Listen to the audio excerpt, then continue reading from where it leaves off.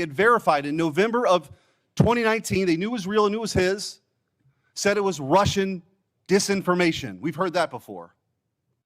And then, after Joe Biden comes in, 3 days in, they start a censorship campaign against the country, anybody who's a conservative. And now we also know that the FBI was weaponized in this Arctic frost investigation that tapped the phones of sitting U.S. senators. And also, the Republican Attorneys General Association, so let's pull in 2 more U.S. senators, Ashley Moody and myself, who were on the executive committee at that time. Charlie Kirk, political organizations they didn't agree with. This is not in the Soviet Union in the 1980s. This is in the United States of America in the last few years.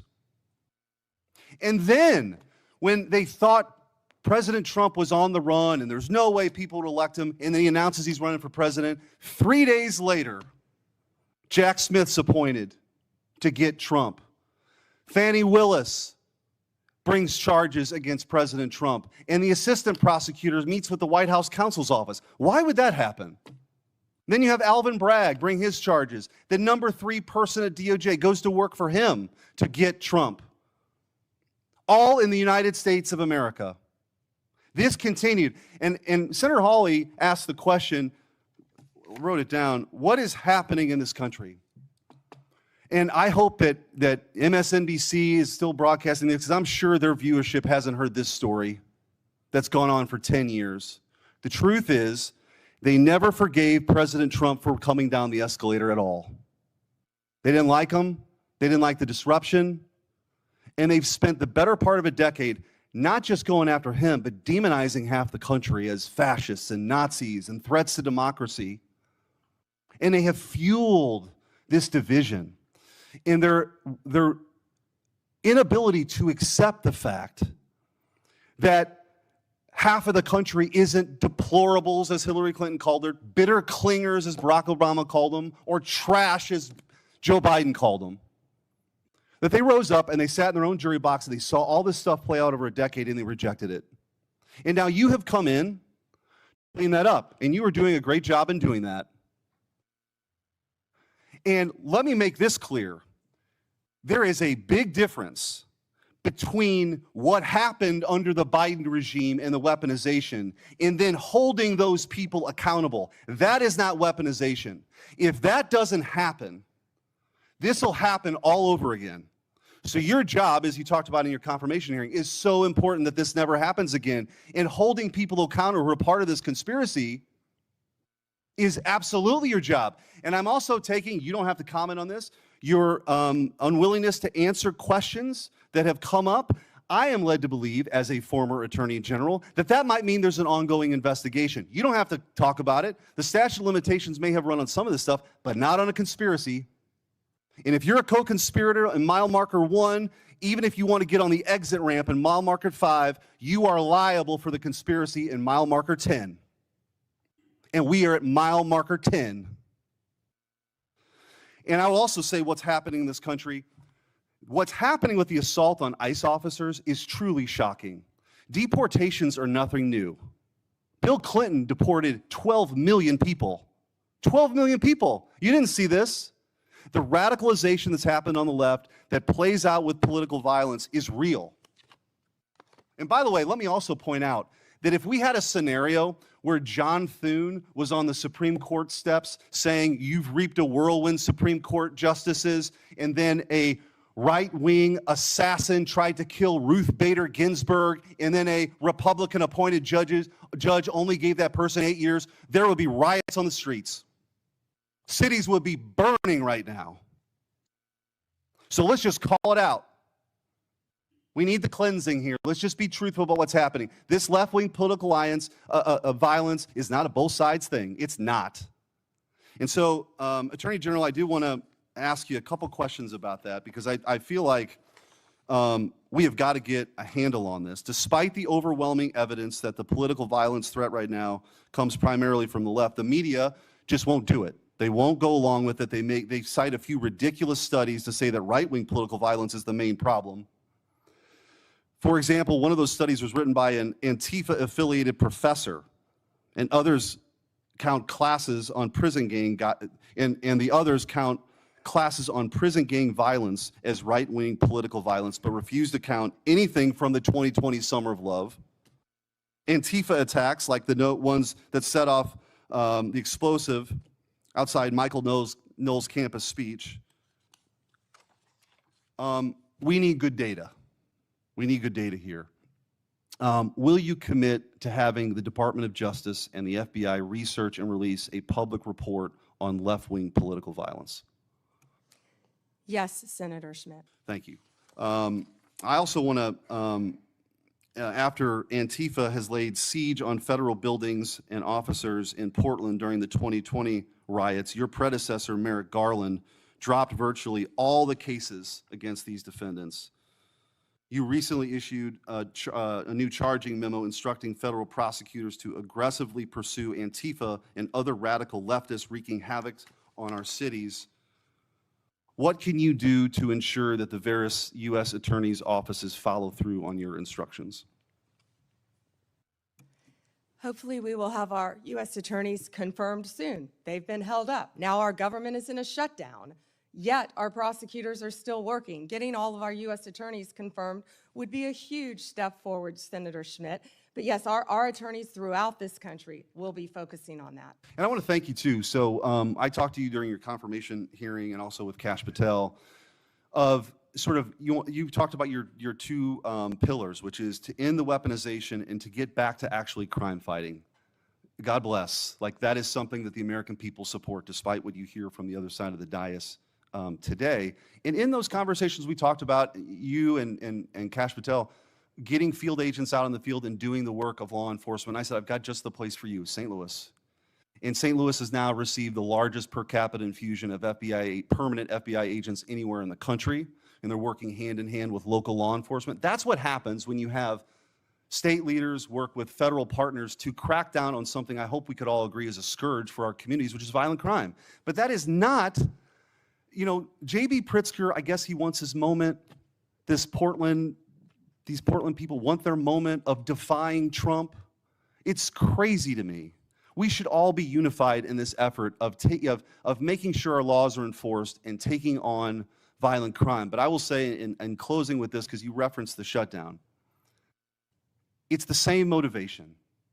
The same thing that motivates J.B. Pritzker to stand in front of the podium and defy Trump is the same motivation I hear from my Democrat colleagues now in this shutdown. It's not about anything other than the fact, and this is a clean CR. This is what they have lectured us on making sure we do 13 times in the last 4 years. This is about appeasing an increasingly radical base to prove that they're willing to stand up to President Trump.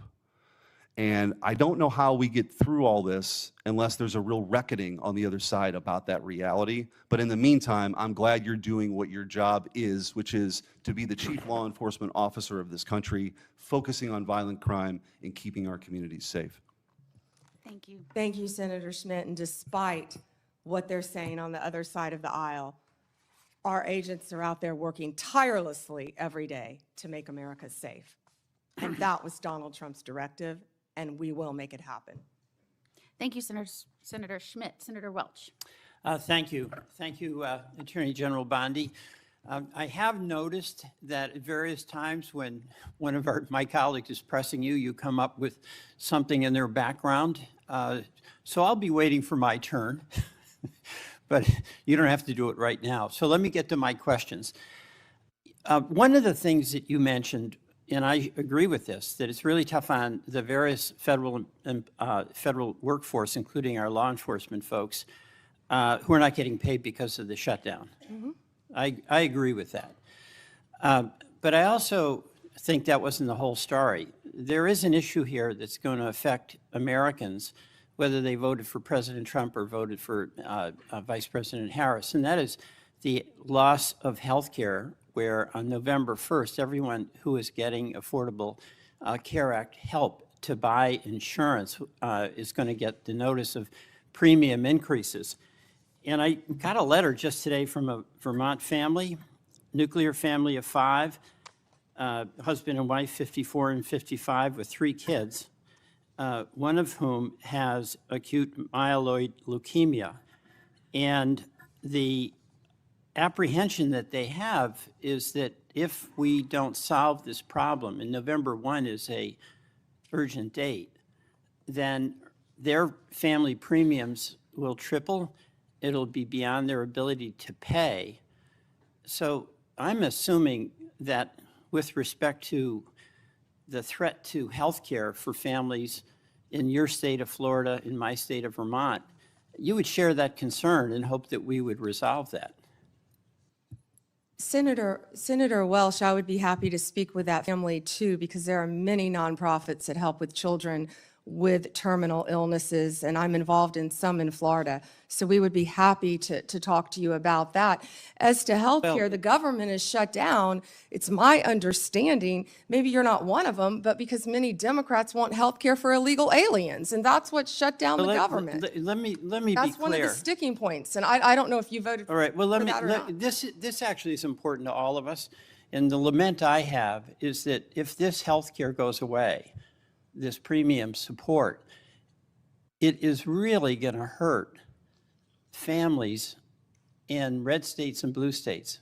And in Vermont, I mean, we voted Democratic, but we have a lot of good folks who voted for President Trump, and their health care is jeopardized.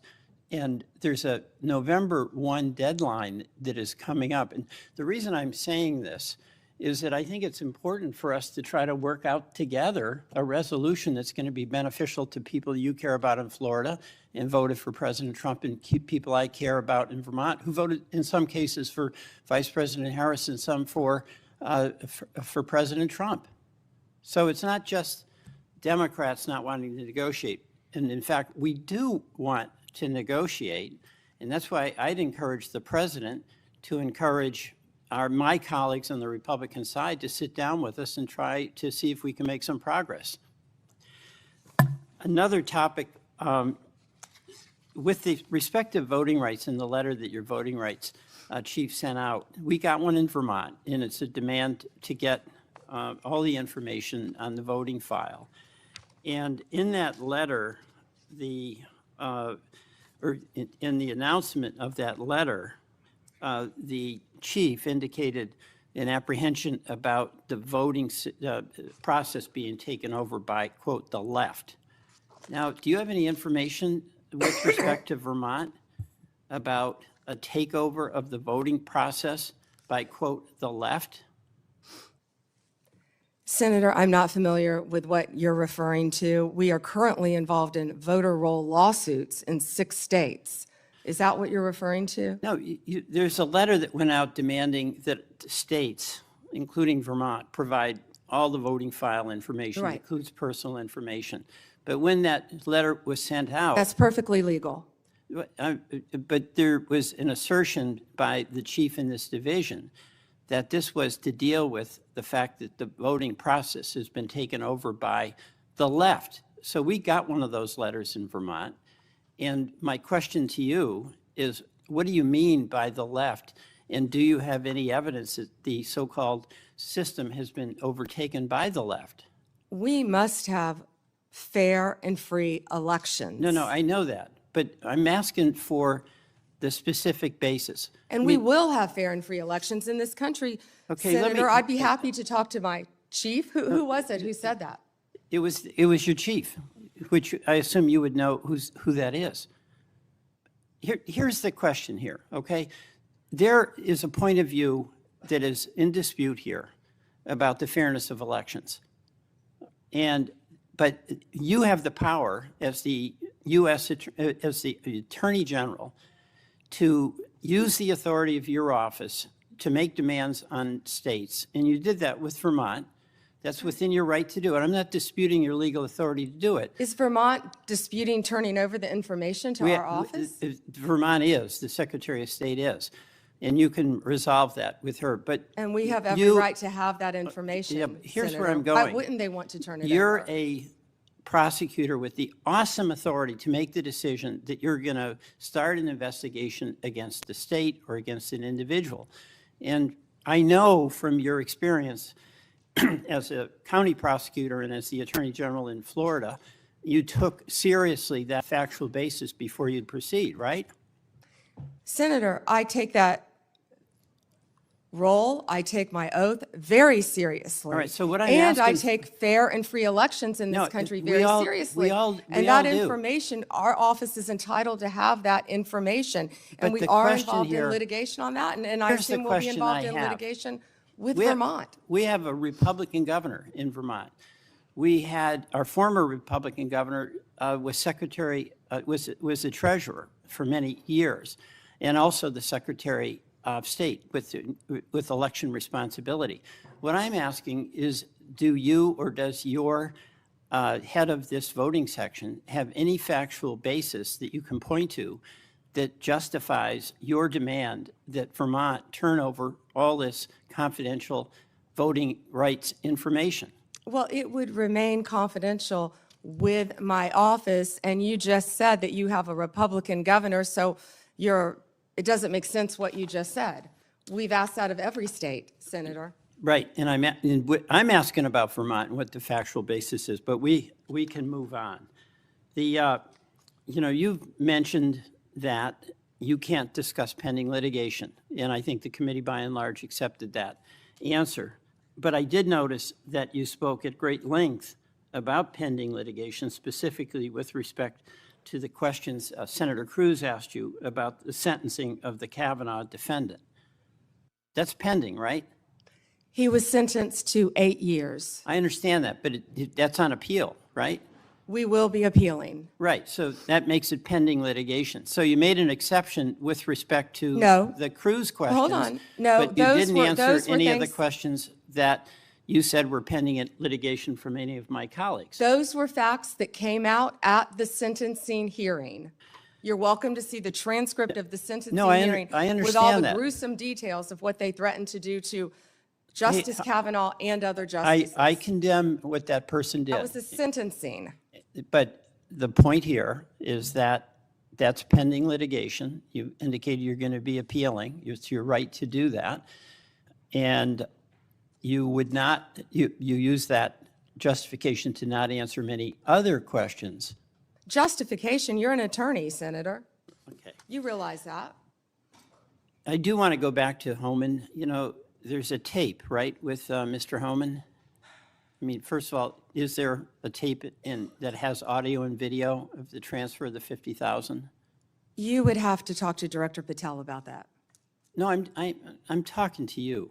I don't know the answer, Yeah, Senator. you do know the answer to that. Don't call me a liar. I didn't call you a liar. You just said I know the answer. I said I don't know the answer. Well, You have to talk to okay, let Director me- Patel. What I said is that Let me put it investigation was another way. closed. If you don't know, why don't you know whether there was a tape and video? Senator, I believe that was resolved prior to my confirmation as Attorney General. Do you think that it is of public interest for the people to know what happened to the $50,000 that the FBI turned over to Homan? Did you hear what I just said? That was resolved prior to my confirmation as Attorney General. That's why I said I would not know. It's not resolved. There's $50,000. Homan has it, or somebody has it. Do you have no interest in knowing where it is?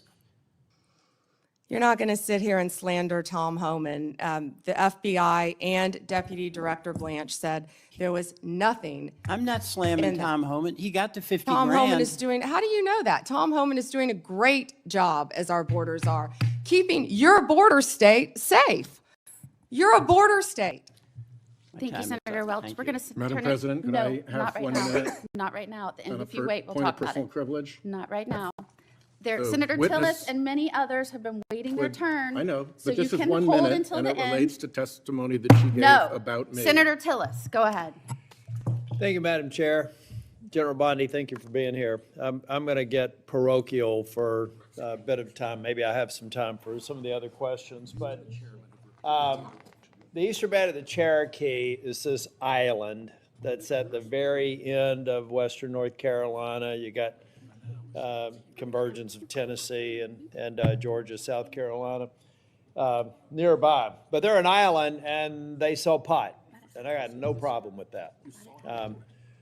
What I have a problem with is some of their actions or activities that are, I think, concerning me that actually speak to the broader issue here about marijuana and what we ultimately do with it.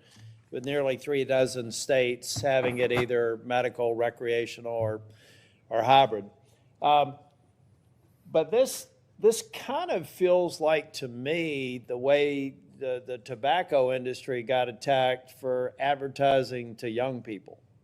We already know, incidentally, that we got a vape problem around here, particularly among young people. And Madam Chair, if I may, I'd like to seek unanimous consent for letters from the Sheriff's Association and the Federal Law Enforcement Officers Association Foundation citing the serious problem we have here with illegal vapes in this country. Without objection. Thank you.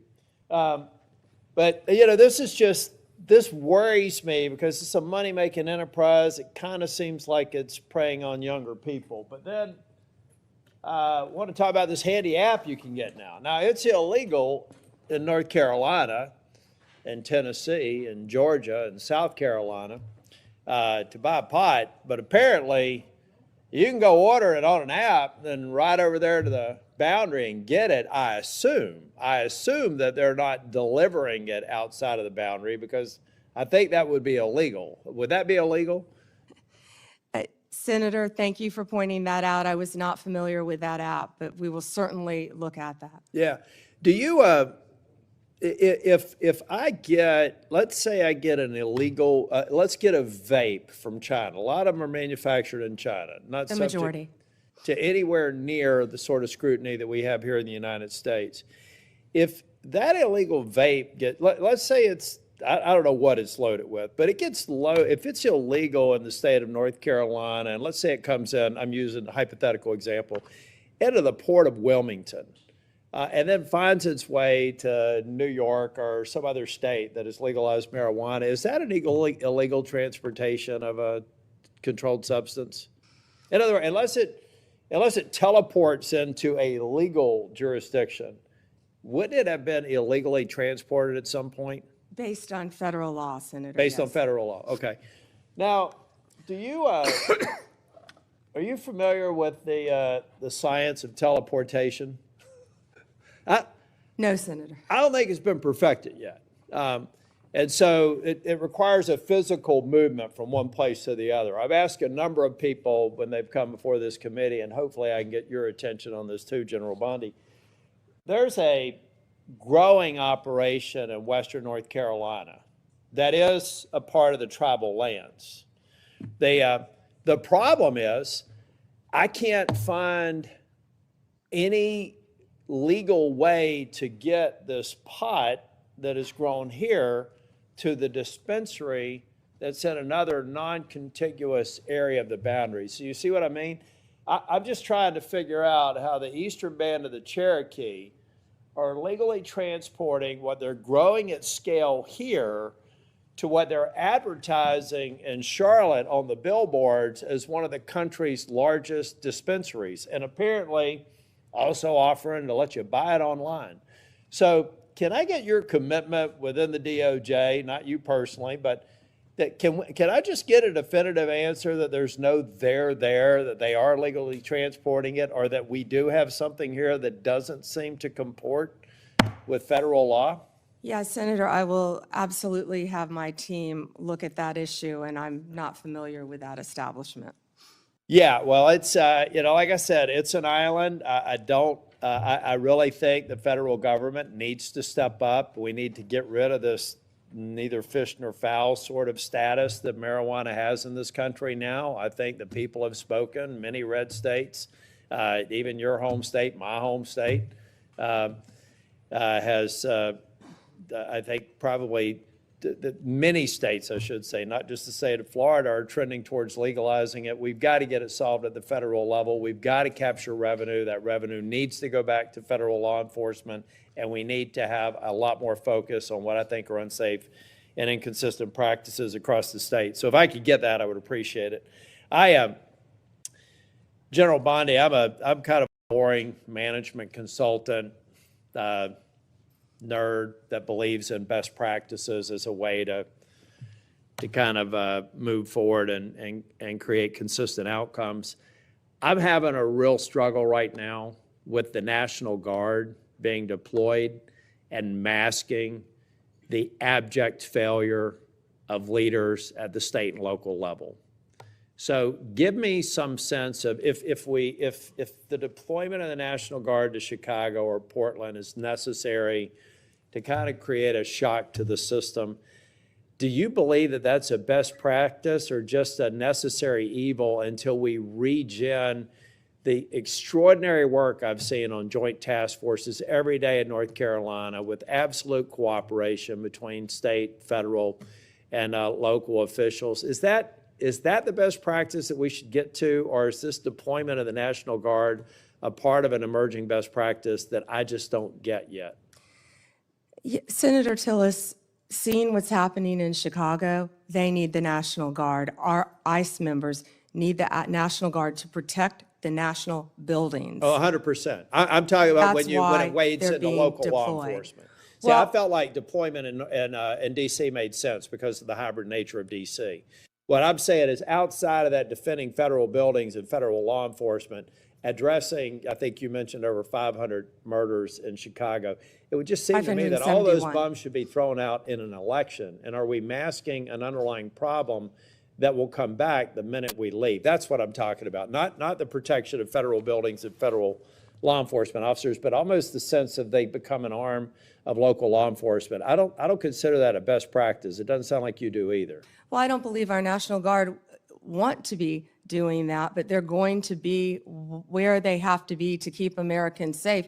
In Memphis right now, the highest violent crime rate in the country.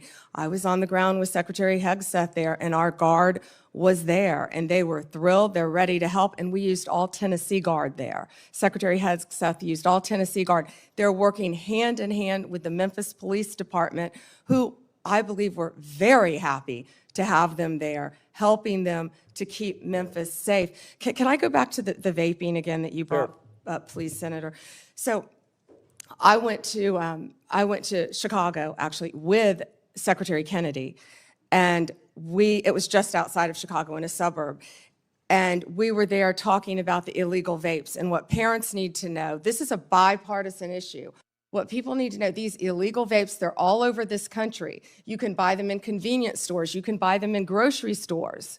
One vape is the equivalent of, I believe, 20 cigarettes. The flavored ones are illegal, and they're targeting children, what you said earlier. Some of these vapes, and I had never seen this until we were there, even have video games attached to them. That's not targeting an adult. It's targeting a child. And they're also, the majority, are coming in from China, which is illegal, and they're lacing them with THC. Now, right now, I can't say that I have seen deaths with fentanyl laced, but we want to get on the front end of this because that's what's next. We have to do it, If we and don't hopefully control this that- in every single one of our states, that's what's next. And for the first time, we're getting on the front end of a very serious problem around our country. And Senator Moody, you fought this as well. So thank you for letting me address that, Senator Tillis. And parents need to know that. We do. We need to focus on it. And all I'm saying from a political standpoint is that if we're only, well, let's get President Trump is termed out. He'll only be able to serve out his second term. And I believe the president is absolutely focused on making these dangerous cities safer. I reject any notion that Charlotte's on that list, by the way. So whether you're a Democrat or Republican, bring it on. But I see 3.5 years from now, if we don't address the systemic problems, that what we've basically done is given a governor and mayor and city councilman a pass on failing to protect their people. I was formerly Speaker of the House in North Carolina. If I thought I had to have the president deploy troops to keep North Carolina safe, I would have considered myself a failure as a state leader. And so I just hope we strike the balance so that we're not fixing a problem temporarily, only to come back maybe even worse than the problem we're fixing the moment this president who's committed to local safety leaves. And that's something that we have to talk about. So we're leaving something behind. And I'm going to yield back. Thank you. Thank you, Senator Tillis. Senator Schiff. Thank you, Madam Chair. Attorney General Bondi, at your confirmation hearing in January, made a clear commitment you would not politicize your position. We are here today at your first oversight hearing 9 months into your tenure. at a time when hundreds of career prosecutors have quit because they were required to take unethical actions at odds with that promise, or feared that they would have to take such actions if they remained on the job. When over 1,000 former federal prosecutors have sounded the alarm about the unprecedented degree to which the powers of DOJ are being abused to go after the president's enemies. I approach this hearing with a heavy heart. As a former federal prosecutor myself, I served in a department that, whether it was under a Democratic or Republican president, would never use the office to go after the president's enemies or to hide the corruption of his friends. But today, the Justice Department has been used to cover up the possible corruption of the mayor of New York or of a high-level administration official taking $50,000 reportedly in cash in a bag, or a child sex predator who befriended the president and some of his cabinet members. And instead of preventing partisan weaponization, your department has engaged in a brazenly political prosecution at the president's explicit direction. The department has become President Trump's personal sword and shield to go after his ever-growing list of political enemies and to protect himself, his allies, and associates. My questions therefore focus on these two themes: hiding the corrupt acts of his friends and prioritizing the political prosecution of his enemies. So let me start with the shocking allegations of bribery and pay to play. 2 weeks ago, 4 major media outlets reported that Tom Homan, the president's top deportation official working in the White House, took $50,000 in cash in a bag from undercover FBI agents in September 2024, just over a year ago. According to these reports, Homan indicated he would facilitate securing contracts in exchange for money once he was in office in a future Trump administration. Reportedly, this exchange was caught on tape. Rather than pursue this investigation without fear or favor, the department and the FBI under your leadership or that of your predecessor before you confirmed quietly shut it down. Once news broke, your deputy and FBI director issued a joint public statement confirming that the Trump administration closed the investigation. White House Press Secretary Caroline Leavitt denied Homan took the $50,000, telling a reporter, quote, "Mr. Homan never took the $50,000 that you're referring to, so you should get your facts straight." So today I hope you can help us get our facts straight. Was that true, what the White House press secretary said when she denied Homan took the money? Did he take the money? Senator Schiff, as I stated earlier, I was not in office. I was not confirmed when that was handled. So does that mean? Deputy Attorney General Blanche and Director Patel said that there was no evidence that Tom Homan committed a crime. Yet now you're putting his picture up to slander him. No, I'm putting, as much I'm as you putting his can. picture up You know- showing an interview he gave with, I think, Fox, in which he was asked explicitly about these allegations that he took a $50,000 bribe, and he refused to answer. He said he didn't answer the question whether he took the money, so I'm asking you the question. Did he take the money? Senator Schiff, I answered that question multiple times. And frankly, you know, Well, I don't think, with respect, I don't think you did, but in case I just didn't hear you, what is the answer? Did he take the money? Senator Schiff, that happened prior to my confirmation as I understand, Attorney but do you General. know- I said that. Do you know, sitting here, whether All he I took the know money? is that Deputy Attorney General Todd Blanche and FBI Director Patel said there was no case. And Caroline Leavitt is one of the most trustworthy human beings I know. So And, was she- You know, was Senator she- Schiff, was she if you right? worked for me, Was you she- would have been what- fired excuse because you me. were censured No, by Congress you- for lying with your we can egregious stipulate to, you can stipulate to all your personal attacks on the Democratic members of the committee. personal attacks. You've been So- attacking so- my FBI director. so- You've but- been but attacking we- my but we- office. You've been but attacking. What we're interested The in. borders What are. we're interested in is the answer to these oversight questions. Want your So no, you were oversight. asked, you you want were your asked 5 by my minutes of colleague, fame you were asked by my colleague. attacking good people. Regular order, Madam Chair, so I can ask a question. You were asked by my colleague from Vermont whether you will support providing a video or audio tape, if it exists, of Mr. Homan taking $50,000 in bribe money from the FBI. Will you support a request by this committee to provide that tape or tapes to the committee? Yes or no? Senator Schiff, you can talk to Director Patel about that. Well, I'm talking to you about it. You're the Attorney General. This will be your decision. Will you You don't have support? to tell me what is my decision and Well, what is then- not my then- decision. then- I and you- said and you you can don't talk have to to- Director you don't have Patel. to try to- You think you you've don't got a have gotcha to- with Tom Home and our Excuse me, borders excuse me, you who's don't- been out there excuse me. fighting for our country Madam since Chair, Donald Trump took office. I'm trying to ask a question. Regular order, please.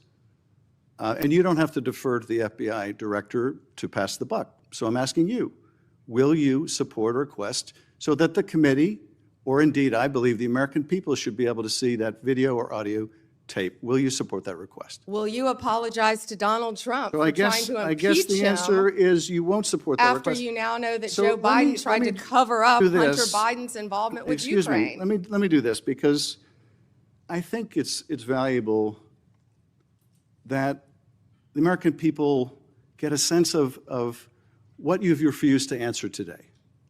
So these are just some of the questions you refused to answer, or have answered with personal attacks on members of this committee.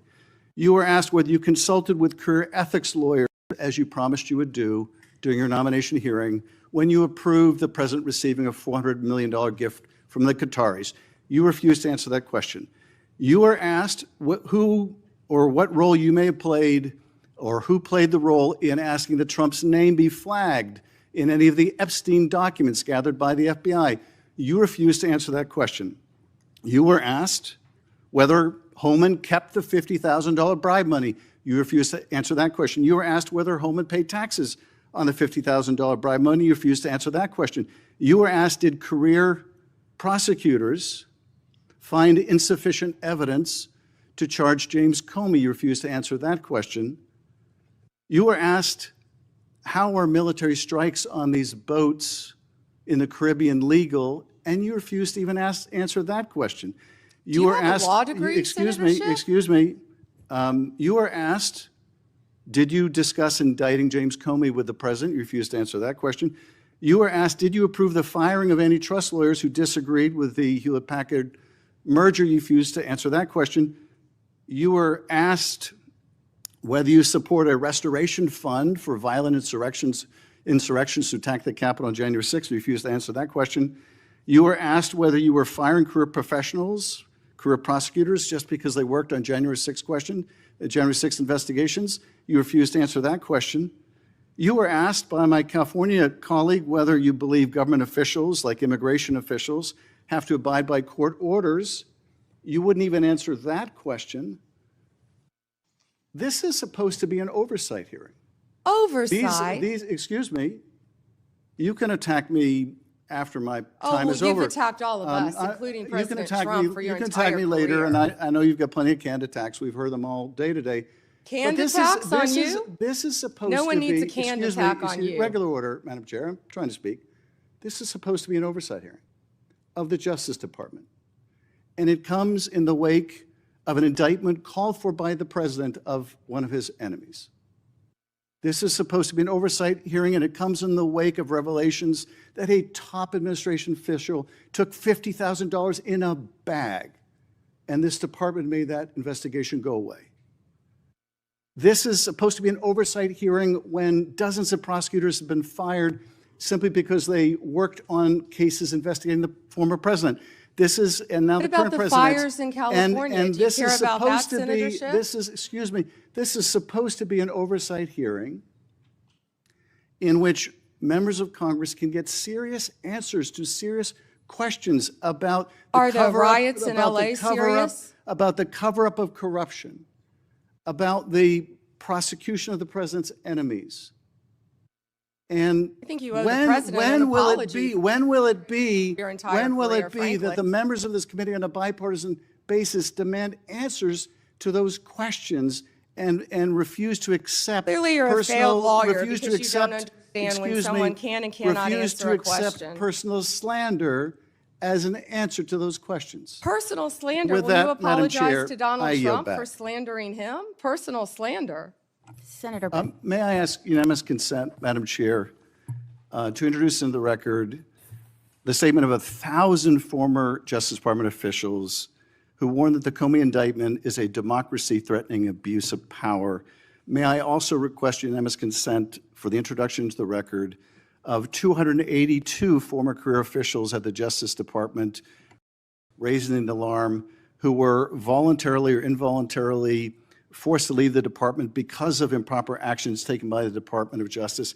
May I introduce, with unanimous consent, the Justice Department manual that talks about when initiating and declining charges are subject to impermissible considerations. And finally, Madam Chair, may I introduce the letter for Michael Ben-Ari, a career counterterrorism prosecutor, DOJ, a letter he nailed to his door, which concludes by urging officials to do the right thing for the right reasons, to follow the facts and the law, and raises the alarm that the decision to remove experienced career officials from U.S. attorneys' offices, the FBI, and critical parts of DOJ undermines our country's abilities to counter terrorist organizations, malign nation-state actors, and countless others that seek to harm our nation and its citizens. And he believes that the priority is prosecuting the still president's arguing, enemies or are you admitting- rather Ms. than Bondi, protecting Ms. the Bondi, country. one moment. May I have unanimous Are you consent to enter entering these that into the record? without objection? Thank you. I yield back. Senator Brett. Senator Moody, may I clarify one thing he entered in the record? I just want to say that I believe he entered a letter by 200 and something former employees. Well, I believe the spokesperson for that letter was also the spokesperson for Jack Smith. Senator Brett. Thank you, Madam Chair. General Bondi, I want to talk to you about the next generation. I want to talk to you about our kids, people who don't have a seat at the table but need us to fight for them tirelessly. When you look at this, I see a couple of different buckets of ways that bad actors are taking advantage of our children, and in some of the most extreme situations, we lose that child, whether to death or to self-harm, and I think we owe it to them to do something about it. So first is social media. Tell me, what are you doing? I have sat across from a number of parents who have talked to me about their child either falling victim to sextortion, different schemes that are online. We also know that there is an element of human trafficking that comes here. Let's start with social media. What are you doing to hold bad actors accountable, to track them down, and to keep our kids safe? Senator, first, thank you for bringing that up. This, I believe, is what an oversight hearing should be about. Thank you. Not yell, oh, he's gone already. He comes in and leaves. This is what an oversight hearing should be about, trying to help parents and children online. Yes, Director Patel has been doing a great job. The FBI, we have an entire unit. Not only that, our National Security Division is working internationally. Well, and I want to talk about that too, because I think a lot of this comes from overseas. Yes. And so whether it's these schemes, the sextortion schemes, et Yes. cetera, it's happening off our shores. How are you connecting the dots there? And then additionally, let's look at human trafficking. And you find a number of times people are lured into this from posts on social media. I believe that that is a global trafficking ring. I would like to speak to what are you doing to make sure you're holding those people accountable and getting to the bottom of it, finding bad actors and making sure that we're keeping these children safe. Senator Britt, we have made countless cases around this country, and many of them have involved global international defendants. In fact, we've been extraditing some of them back. As many as we can get, we're bringing them back to this country. That's how we're holding them accountable and locking them up for as long as we humanly can lock them up.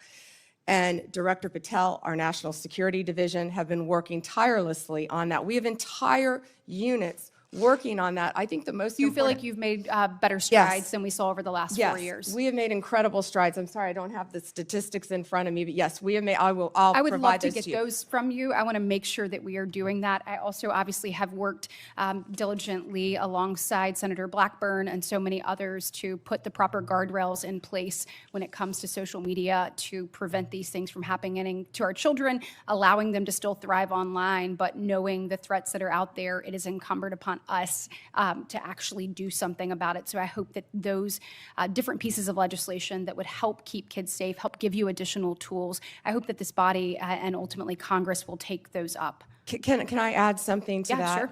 That parents also, I always say your child has no right to privacy on the internet.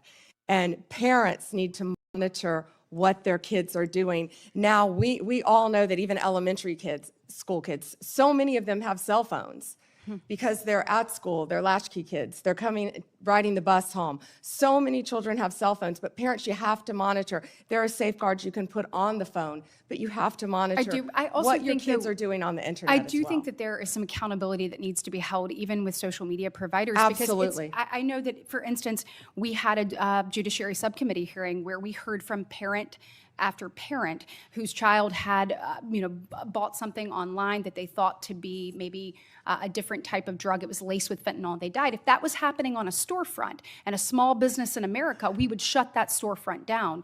We must do more to hold not only the bad actors online, but also the people who allow it to happen accountable. And I hope that you'll commit to work with me on that. I wholeheartedly agree. Thank you, So Senator. staying in that vein on parents, looking at illegal gaming across, again, this is a global thing, offshore illegal gaming. We have found that young men in particular have been targeted when it comes to betting and being involved in this legal gaming. We're finding that through whether it be advertisements or things that are directly targeted to get them addicted and get them pulled in and addicted on that. When it comes to illegal gaming, will you commit to me to taking a look at what is exactly happening offshore and also how they are utilizing different spaces to actually go after our children, getting them addicted, and ultimately pulling them in?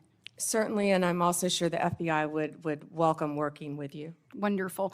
And then last but not least on that same vein, and you touched on it earlier when one of my colleagues asked you about this, but vaping. So if you're a parent and you're sitting here looking, Chinese vapes have, this is a real issue. You spoke a little bit about what you are worried will come next in this space. What are you doing to get to the bottom of that? And how are we going to make sure that these don't infiltrate our markets and ultimately don't end up in the hands of our children? What we've been doing is we have been going around this country and we have been raiding these vape shops that are carrying these illegal drugs and shutting them down. And that's what Senator Kennedy and I were in Illinois doing. We were announcing that arrest. It was a massive arrest of illegal vapes from China, mainly coming in through China, laced with THC. Back to the, I was just saying, back to the child predators.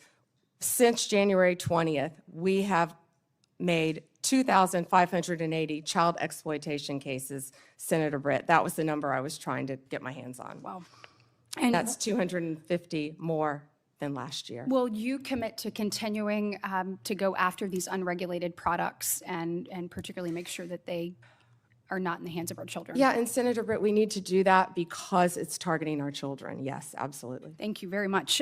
Today is obviously the second anniversary of the horrific attacks on October 7th. And this morning I had an opportunity to listen to stories of some individuals that had been held hostage, some of the families that will never get their loved ones back, and some that are hoping that there is a resolution soon and they once again get to embrace their family member that they have not seen in over 700 days. It was a reminder of, one of them said, I can live, I can breathe, but I can't live until this is resolved. And we know in addition to this horror and nightmare that they have been living for the past 2 years, we have seen a rise in anti-Semitism here on our soil. When we said never again actually has to mean never again. And I know that you and I spoke about this briefly when you were in front of this committee, but can you talk to me about the work that DOJ is doing to combat that rise in anti-Semitism and to hold offenders of that, to hold them accountable? And Senator Britt, thank you for again bringing up that today is the second anniversary of that horrific attack on Israel. Donald Trump is the greatest peace president of our lifetime, probably in our history. And if anyone can resolve this, it will be Donald Trump. I've also met with many of the families of the hostages and of those who have lost loved ones. we are combating anti-Semitism throughout this country, not only through my Civil Rights Division, and we haven't really talked about Harmeet Dillon a lot today, but Harmeet Dillon runs our Civil Rights Division, and she is working with Leo Terrell, and they are combating anti-Semitism around this country. We have an anti-Semitism task force that we're Do forming. you mind getting me an update on the progress that that task force has Absolutely. made, please? Sure. Okay, thank you. And last, in my last remaining minute, certainly appreciate the work that you're doing. I know my colleague, Senator Lee, already asked you about the attacks on ICE officers. Thank you for working to keep our federal agents safe, federal law enforcement safe. So thank you for the work that you're doing there. I do want to just talk a little bit about crime in American cities. We had a horrific event occur in Montgomery, Alabama over the weekend, and 14 people, 2 people are no longer with us, and 12 people injured. My heart breaks for every one of the victims and their families and the community at large. I'd like to know a little bit about your interagency work and talk to me about things that you find, because we have to find solutions in this space. This cannot keep happening. And what are you seeing that is, your biggest success stories and your biggest challenges you have to working to try to resolve crime throughout the country? Well, right now, the biggest challenge is that the federal government is shut down, but we're not letting that become a challenge because all of our agents are working tirelessly. And I get almost real-time updates from my agencies, Rob Sakata, who's the Deputy Director of ATF, Kash Patel and Dan Bongino at FBI, Terry Cole, at DEA, Gadi Saralta with our U.S. Marshals, and all of our great team of lawyers.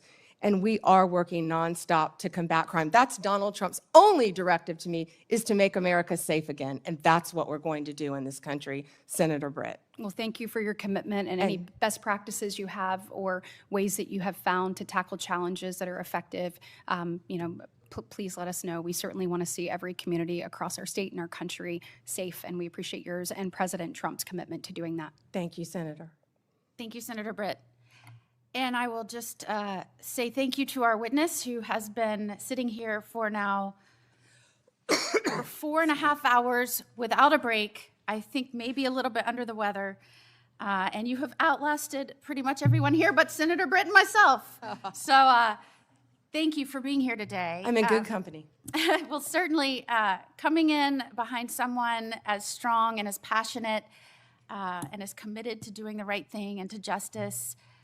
When you served as Attorney General in Florida, that was certainly a high bar that you set, and I was honored to come in after you as the Attorney General. You've touched on so many of the issues that you fought for in Florida that you are still fighting for now here in Washington, and whether that is protecting our children, protecting our law enforcement officers, protecting the rule of law.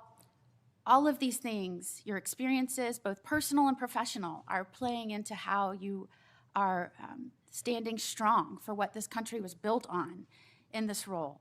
And I, for one, am proud not only to be here as a United States Senator, the most junior member of this committee, but to be here and working in Washington right now with the honor of serving as a senator and watching this administration and certainly you bring this country back to its bearing, that we are a nation that is a government for the people with the consent of the governed. And if we are going to protect life, liberty, and their opportunity to pursue happiness, we have to guarantee safety. It has to be a mission. And that starts in our communities and our states. And I think what people are missing is the federal government has a set of laws that it is working within federal jurisdiction, that it is incumbent upon them to execute and enforce within the states. And I'm watching what has happened around this nation as a result of what has happened under the Biden administration and what they allowed to happen purposefully, whether that was rogue prosecutors, defunding police, decriminalizing crime, allowing juveniles to run rampant with no accountability, revolving jailhouse door, no respect for the rule of law. It goes on and on and on. And you're seeing that now playing out in the cities around this country. And what is very terrifying, and I think you would agree, is this is not your Democratic Party of yesteryear, where we might have said they're soft on crime. This is now a Democratic Party who is offering support for and encouraging obstructionist behavior, threats of violence against law enforcement. And as the wife of a law enforcement officer, as someone who's committed my own life as a federal prosecutor, attorney general, now as a U.S. senator, Judge. it is and a judge, thank you. I think I had to demonstrate that a little bit earlier. It is horrifying to me that where we used to talk about differences in policies, where one party was thought to be tough on crime and one party was thought to be soft on crime, we're not talking about the fundamental ideals and structure on which this country was built. And I have been horrified watching the partnership between a governor in Illinois and a mayor in Chicago, and the collaboration, some might say the corruption, and the rhetoric they are using. And I have to say this because I think for somebody like you and somebody like me, it makes you extraordinarily concerned for the success and future of this country. Pritzker, he uses words like, this is an unconstitutional invasion of Illinois, militarized CBP and ICE agents to the street of Chicago to cause violence and chaos in the city. And I quote, Pritzker, people are getting detained, they're getting arrested, US citizens, making it a war zone. Pritzker, it's a war zone, and they are using tear gas and chemical agents at peaceful protesters. Pritzker, they are waging war on our people. Pritzker, we must now start calling this what it is, Trump's invasion. Not to be outdone, though, by Johnson, who says that, and I quote, law enforcement is a sickness. We have a rogue, reckless group of heavily armed mass individuals roaming throughout our city. Johnson, ICE lies and people die. Johnson, the Trump administration must end the war on Chicago. Johnson, in the coming weeks, we will use this as an opportunity to build greater resistance.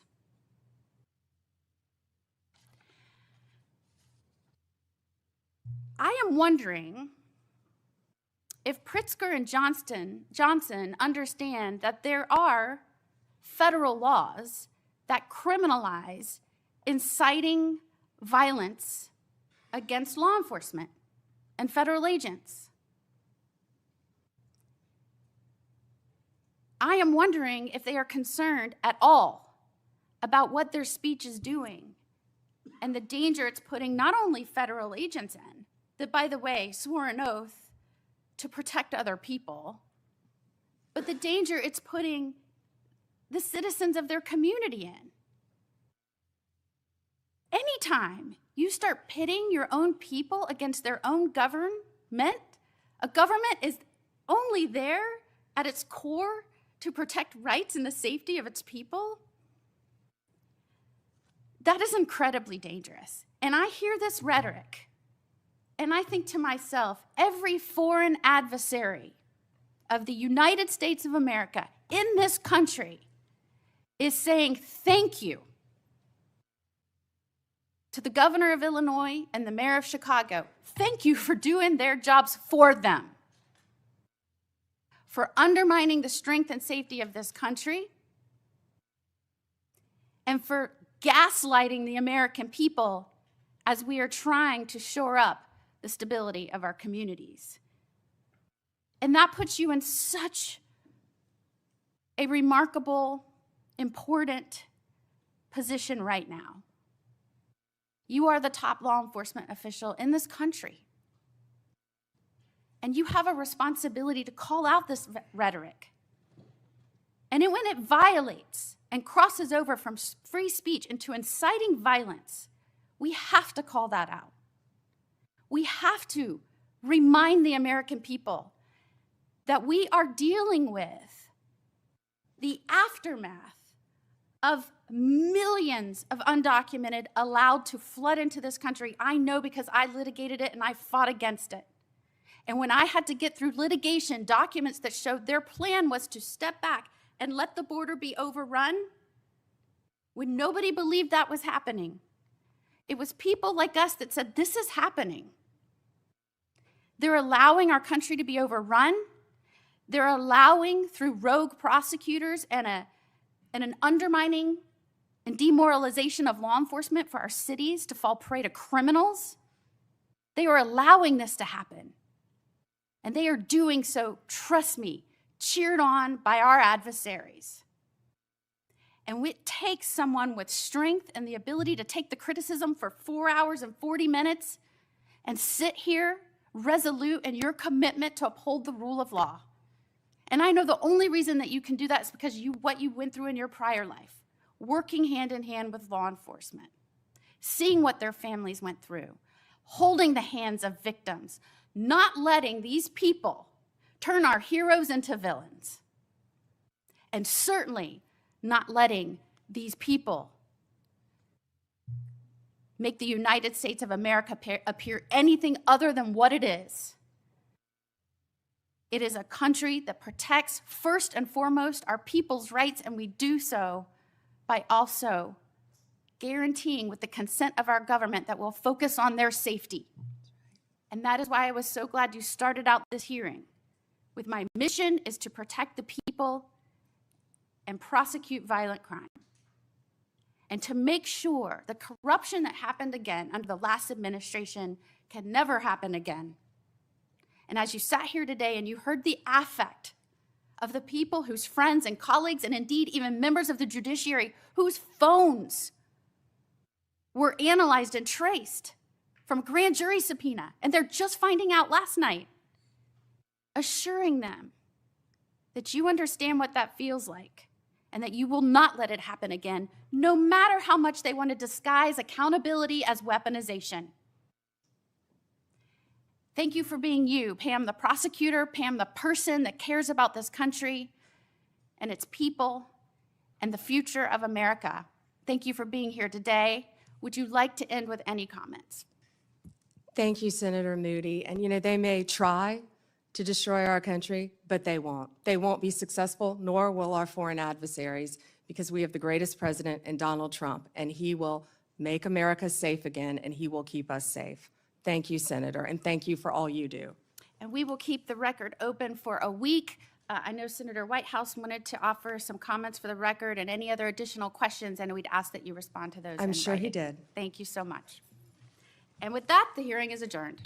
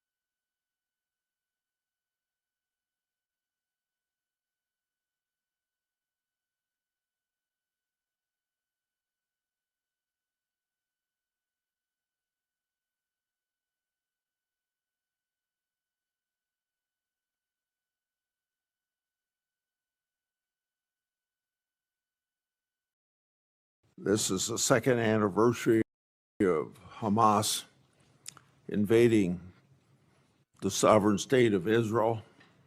Yesterday, I had some Palestinian advocates talk to me about the number of people being killed. I like to remind them there wouldn't be one death if there hadn't been this invasion of the sovereign state of Israel by what happened 2 years ago today.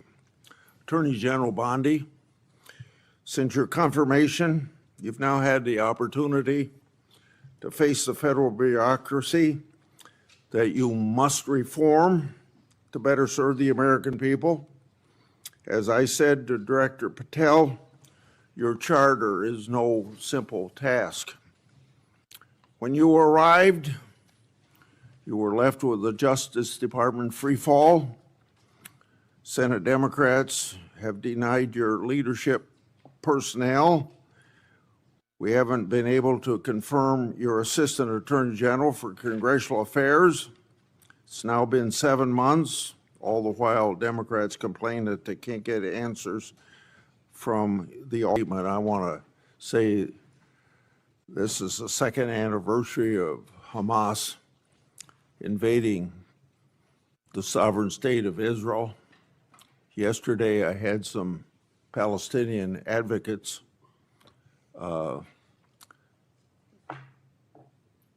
talk to me about the number of people being killed. I like to remind them there wouldn't be one death if there hadn't been this invasion. This is the second anniversary of Hamas invading the sovereign state of Israel. Yesterday, I had some Palestinian advocates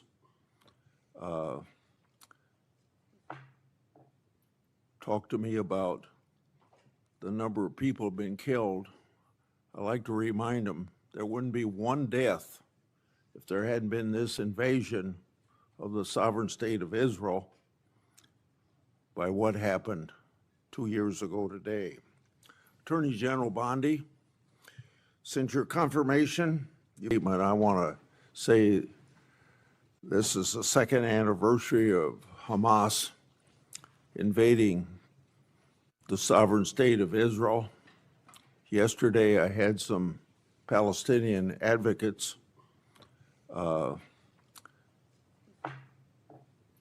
talk to me about the number of people being killed. I like to remind them there wouldn't be one death if there hadn't been this invasion of the sovereign state of Israel by what happened 2 years ago today. Attorney General Bondi, since your confirmation, you've now had the opportunity to face the federal bureaucracy that you must reform to better serve the American people. As I said to Director Patel, your charter is no simple task. When you arrived, you were left with the Justice Department free fall. Senate Democrats have denied your leadership personnel. We haven't been able to confirm your Assistant Attorney General for Congressional Affairs. It's now been 7 months, all the while Democrats complain that they can't get answers from the Office of Ledge Affairs. They have blocked the confirmation of that person. Since your confirmation, you've taken steps to institute needed reforms. Under your leadership, the Justice Department has cut funding to politicize programs to reinvest in core policing activities. Focusing on crime and getting tough on criminals is a welcome change from 4 years of Biden administration.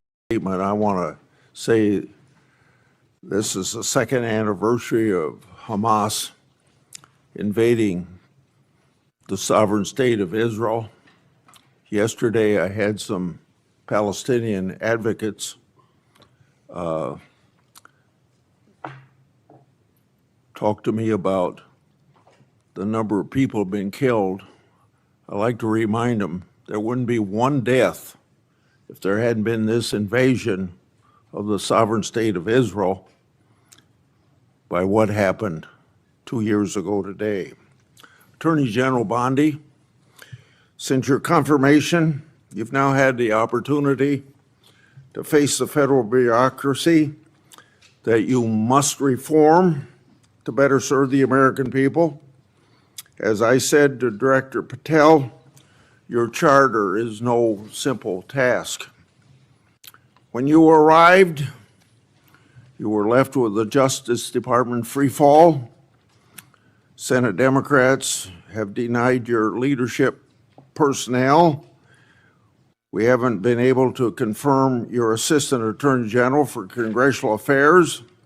It's now been 7 months. All the while, Democrats complain that they can't get answers from the Office of Ledge Affairs.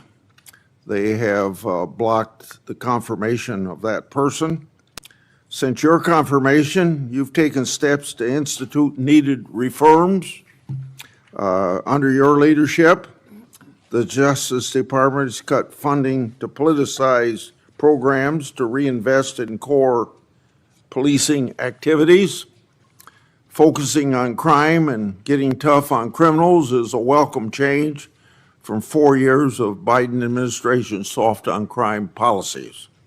During the Biden administration, the Justice Department failed to collect billions of dollars in criminal fines and penalties from corporate offenders.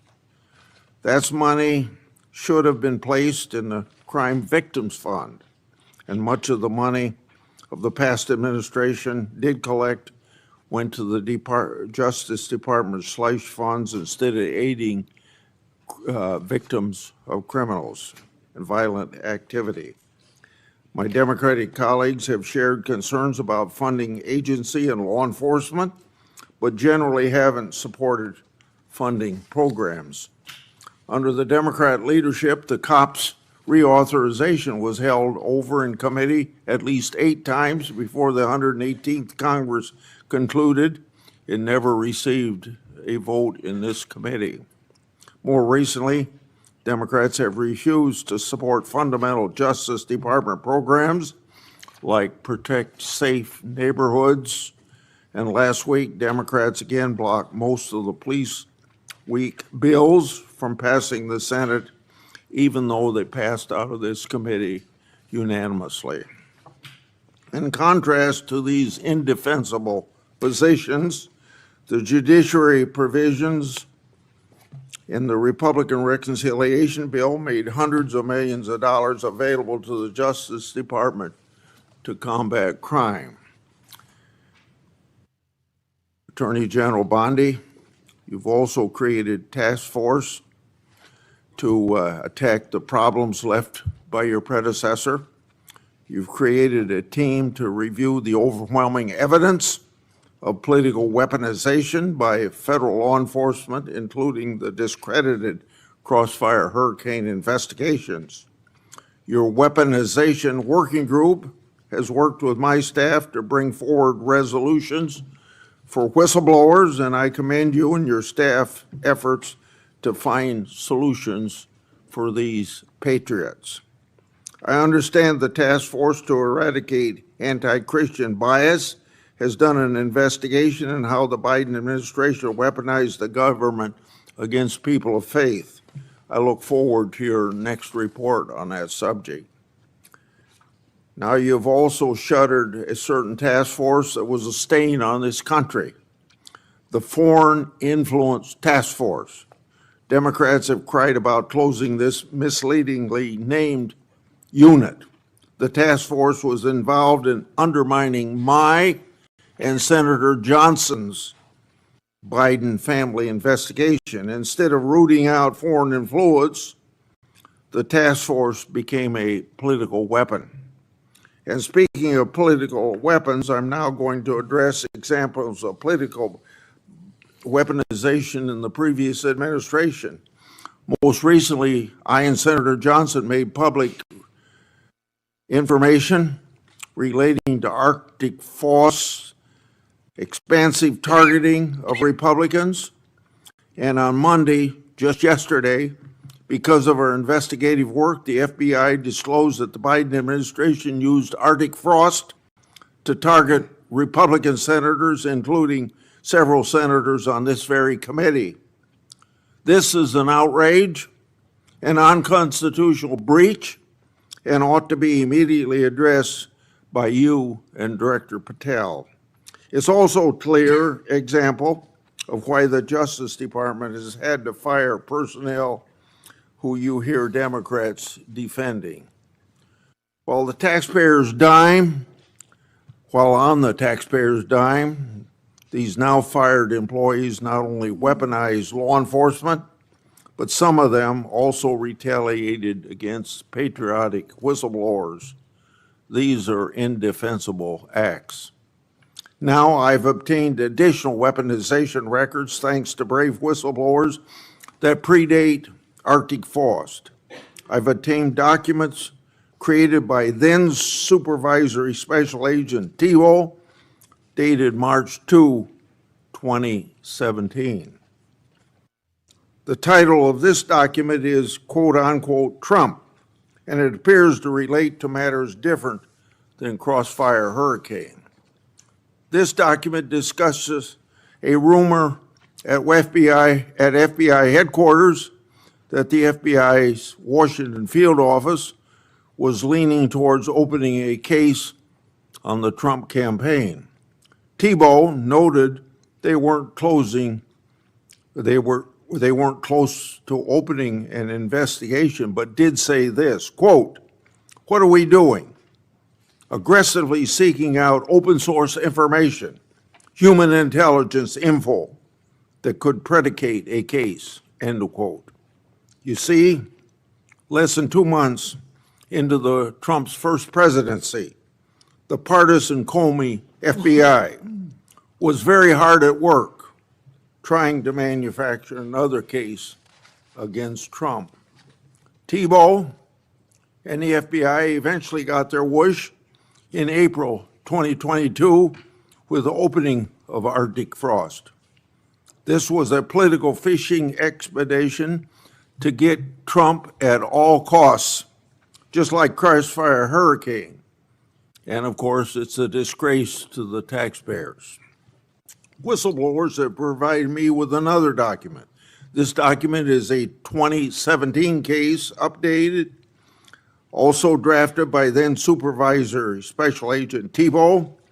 This is a case update for CR-15, the now disbanded and discredited public corruption squad at FBI's Washington field office, which says, quote, McAuliffe case, Steve Sullivan, Chief Financial Officer of Teneo, was interviewed in New York City.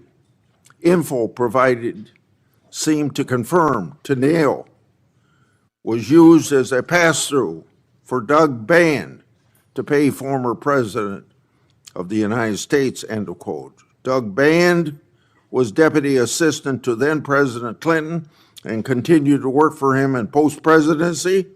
Therefore, it's pretty clear that the reference to the President of the United States is Bill Clinton. The document further notes additional interviews the FBI planned to conduct as part of the case. This information confirms there was an FBI case on McAuliffe, and it indicates the Clintons and their associates were relevant to it. Did the FBI throw its resources behind this matter just like it did against Trump and his associates? A legitimate question. Or did they sweep it under the rug? A legitimate question. So, General Bondi, I'd like to have you provide me with all the records relating to these matters for further verification.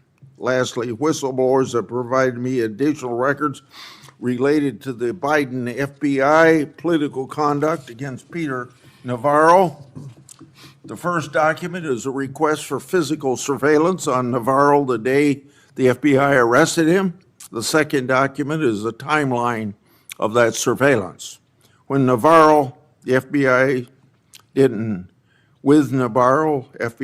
arrest him at his house, which was literally right next to the FBI headquarters. Instead, they surveilled him and his fiancée all morning, starting at his home, following them to the airport, and then arrested him in public at the Reagan airport. The way Navarro was treated is unnecessary. General Bondi, I would like you to provide me all records relating to this matter. Attorney General Bondi, this Congress, I've made public one document after another, one whistleblower disclosure after another, one example of weaponization after another. So to our average constituent, this is all history, but it's all pointing out the wrong of government, using the power of government to go after people, they're political people you don't like. We're pointing this all out because we can't have this repeated in the United States. We want to end to it right now, whether we have Republican or Democrat administrations. All evidence of your predecessors' total failures. It's time for accountability. And I look forward to hearing about your success in that regard. Senator Durbin. Thanks, Chairman Grassley, for holding this oversight hearing. Welcome, Attorney General Bondi. I'm glad that we are following this committee's longstanding tradition of regular oversight hearings with the Attorney General, the Director of the FBI, and the Secretary of Homeland Security. These hearings have never been more important as President Trump turns the full force of the federal government on Chicago and other American cities. The assault on the city I am proud to represent is just one example of how President Trump and Attorney General Bondi shut down justice at the Department of Justice even before the president's party, controlling the White House, Senate, and House of Representatives, shut down the government. The Attorney General has systematically weaponized our nation's leading law enforcement agency to protect President Trump and his allies and attack his opponents and, sadly, the American people. You have purged hundreds of senior career officials since you first appeared before us. These men and women had dedicated their careers to protecting the American people. As a result, the department has lost literally thousands of years of law enforcement expertise. To be specific, you disbanded the FBI's Foreign Influence Task Force and the National Cryptocurrency Enforcement Team, despite the growing threat of foreign election interference and the drastic rise in cryptocurrency crimes. You forced out almost 75% of the Civil Rights Division's career attorneys, while hate crimes are on the rise. You fired more than 100 immigration judges, while the immigration case backlog is more than 3 million. You cut the public integrity section from 30 prosecutors to 2, while political corruption skyrockets. During your confirmation hearing, I asked you about your many potential conflicts of interest as a former lobbyist. You responded under oath, quote, "You will consult with career ethics officials within the department and make the appropriate decision," end of quote. But the Justice Department then removed those career ethics officials and put in their place inexperienced political appointees beholden to President and you. And you've effectively shut down the Office of Professional Responsibility, which investigates misconduct by Department of Justice attorneys. Now, with these ethical guardrails out of the way, corruption has run rampant at the Department of Justice. Although you've been a registered foreign agent for Qatar, you did not recuse yourself from signing off on President Trump's solicitation of a free jet from the royal family, even though this gift was clearly illegal. Connections to Attorney General Bondi seem to yield more favorable outcomes for defendants. At least 2 long-running federal prosecutions were abruptly dropped after the defendants hired your brother. It's no surprise that Ed Morton, the failed U.S. attorney nominee you appointed as senior official, said, quote, "No MAGA left behind." Our nation's top law enforcement agency has become a shield for the president and his political allies when they engage in misconduct. Last year, President Trump's border czar, Tom Homan, was allegedly recorded accepting a $50,000 bag of cash in exchange for promising immigration enforcement-related contracts. Under your leadership, the investigation into Mr. Homan was dropped. After President Trump pardoned nearly 1,600 January 6 insurrectionists, including more than 600 charged with assaulting or impeding law enforcement, the Department of Justice is arguing in court that these pardons provide immunity for wholly unrelated crimes in multiple cases. Jared Weiss was filmed on January 6th, encouraging his fellow rioters to attack the Metropolitan Police Department officers. And he said, "F them, kill them." What happened to Mr. Weiss? He's been hired by you as a senior advisor. In February, you said the Epstein client list was, quote, "sitting on my desk right now for review." 8 months later, you still haven't produced these files, and a credible whistleblower told my office that FBI agents were directed to flag any records in which President Trump was mentioned. The Department of Justice ordered the dismissal of corruption charges against the former New York City Mayor Eric Adams in a corrupt backroom deal to secure his cooperation with the president's immigration agenda. Acting U.S. Attorney Daniel Sassoon, a Republican appointed by President Trump, resigned in protest. Acting U.S. Attorney for the Eastern District of Virginia, Eric Siebert, a Republican appointed by President Trump, was forced to resign because he didn't believe there was sufficient evidence to indict New York Attorney General Letitia Adams or former FBI Director James Comey. In his place, President Trump installed his former personal attorney, someone with no prosecutorial experience, to indict Director Comey, which she did. She joins a network of unqualified MAGA loyalists masquerading as federal prosecutors, like Alina Habba, who said she would use her position to, quote, "turn New Jersey red," close quote, and Sigal Chattah, who once said that a black political opponent was, quote, "should be hanging from an effing crane," end of quote. The president and attorney general attempted to bypass the Senate to install these unqualified extremists. Where do you find these people? Courts have ruled that both Ms. Habba and Ms. Chattah are serving in their roles illegally, jeopardizing countless prosecutions by your office. Why? And that's just one example of how the Department of Justice is making America less safe. Attorney General Bondi shut down the Organized Crime and Drug Enforcement Task Force, OSADEF, which has dismantled thousands of criminal organizations.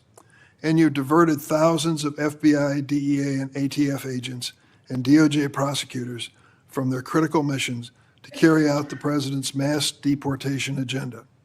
Attorney General Bondi, not surprisingly, federal drug prosecutions have dropped to the lowest level in decades. Let me repeat that. Federal prosecutions for drug crimes have dropped to the lowest level in decades on your watch. Department of Justice has also unilaterally terminated 373 grants that provide critical funding to state and local law enforcement to the tune of $500 million. The 2026 Trump budget would slash the high-intensity drug trafficking areas program known as HIDA by more than a third, from $300 million to $196 million. Instead of taking common sense steps that are proven to help reduce crime, Attorney General, you're focusing on helping President Trump play strongman on television. He has illegally deployed troops to Chicago and other American citizens and has threatened to send more. The Justice Department defends this dubious legal basis for these deployments and diverts DOJ personnel and their components to assist in these efforts. These deployments basically target Democratic-run cities and Democratic leaders, ignoring many Republican-led areas of our country with even higher crime rates, and making clear that this is for political theater, not public safety. One particular chaotic raid in Chicago Tuesday last week, aided by the FBI and ATF, which you supervise. In the middle of the night, federal agents pulled women and children out of their beds, crashed down the doors to their homes, destroyed their apartments, zip-tied children and others, and detained immigrants and U.S. citizens alike for hours in vans. When one witness complained about the treatment of the small children, an agent laughed at her and said, "F them kids." On Friday, a federal judge appointed by President Trump held that deploying the National Guard in Portland is illegal. White House Deputy Chief of Staff Stephen Miller accused her of, quote, "legal insurrection," close quote. At a time of rising threats to federal judges, this kind of language is inexcusable. Last week, the President and Secretary Hegseth summoned senior military officials to a political pep rally at Quantico, where the president said he wanted to use American cities as, quote, training grounds for our military. Training grounds for our military. To fight the, quote, enemy within. Chicago is not the enemy. Our fellow Americans are not the enemy. It is abhorrent for the president, who is supposed to represent all Americans regardless of political party, to describe anyone who disagrees with him in this manner. To my Republican colleagues who claim the previous administration weaponized the Department of Justice, President Biden retained President Trump's FBI Director Christopher Wray, who President Trump then fired. President Biden never directed the Attorney General to prosecute his political opponents. President Biden never fired his own political appointees for refusing to prosecute his targets. What has taken place since January 20th, 2025 would make even President Nixon recoil. This is your legacy, Attorney General Bondi. In 8 short months, you have fundamentally transformed the Justice Department and left an enormous stain in American history. It will take decades to recover. Thank you, Mr. Chairman. Thank you. Would you please rise so I can give you swear? Do you affirm the testimony you're about to give before this committee will be the truth, the whole truth, and nothing but the truth, so help you God? Please be seated and give us your opening statement.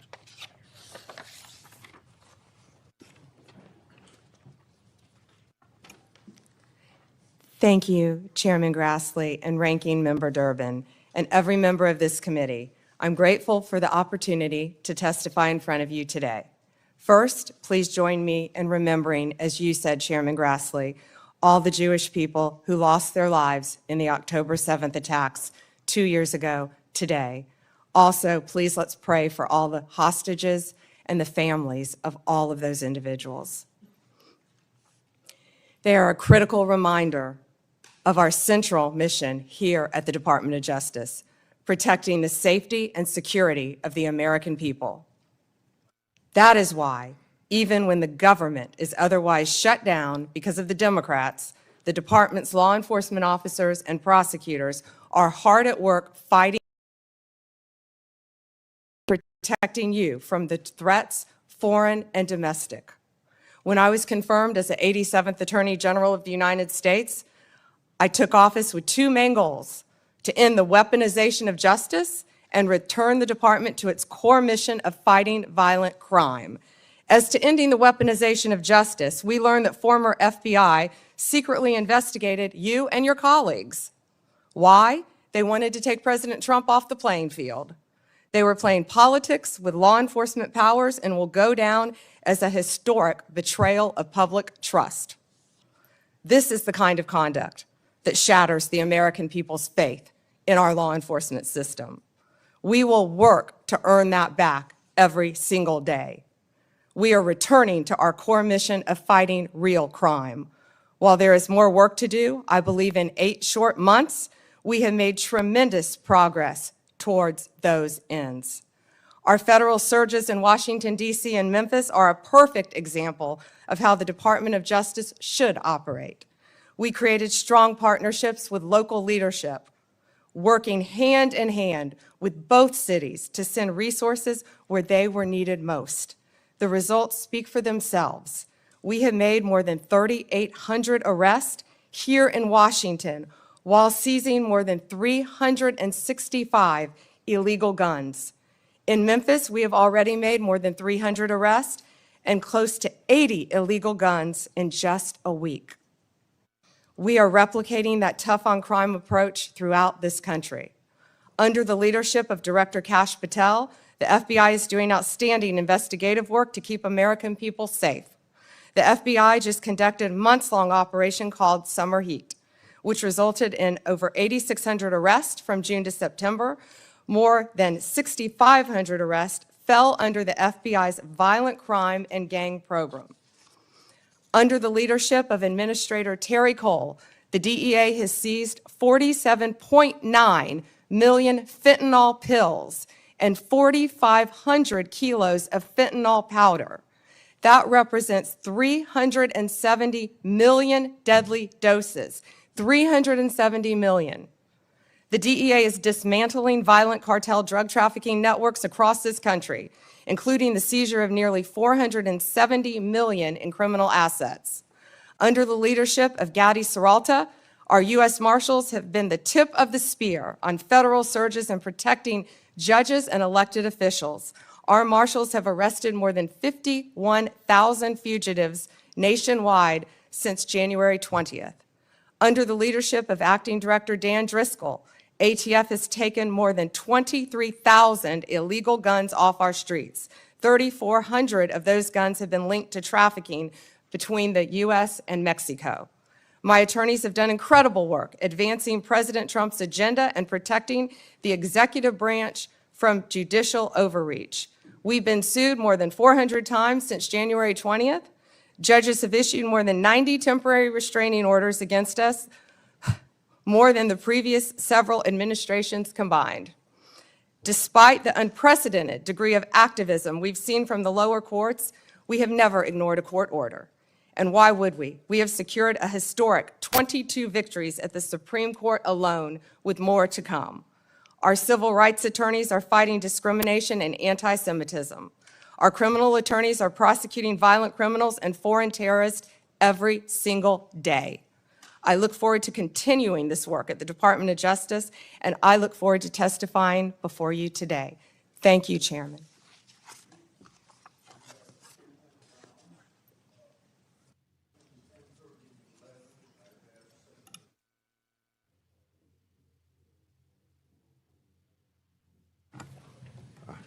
I forgot to turn on the microphone. Let me start over again. We have 10-minute rounds. I've asked Senator Blackburn to chair between 10:30 and 11. I hope that we can have good decorum during this hearing, treat each other with respect. General Bondi, just in case you get cut off with something that you don't get to answer your question when that senator's done, if you ask me for a little bit of time, not a lot of time, but a little bit of time to finish your answer, I'd be glad to give that to you. So starting myself, you inherited a bloated bureaucracy. It requires reorientation to better serve your mission of the department. That would include reassessing grants disguised to help Americans, but many were partisan pet projects. It also requires reallocation of resources to better serve the American people. On this issue, I've got two questions. What updates can you share with the committee about your review and grant DOJ and grants that DOJ has reassessed?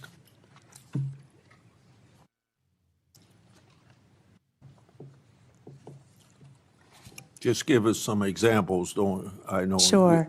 Thank you, Chairman.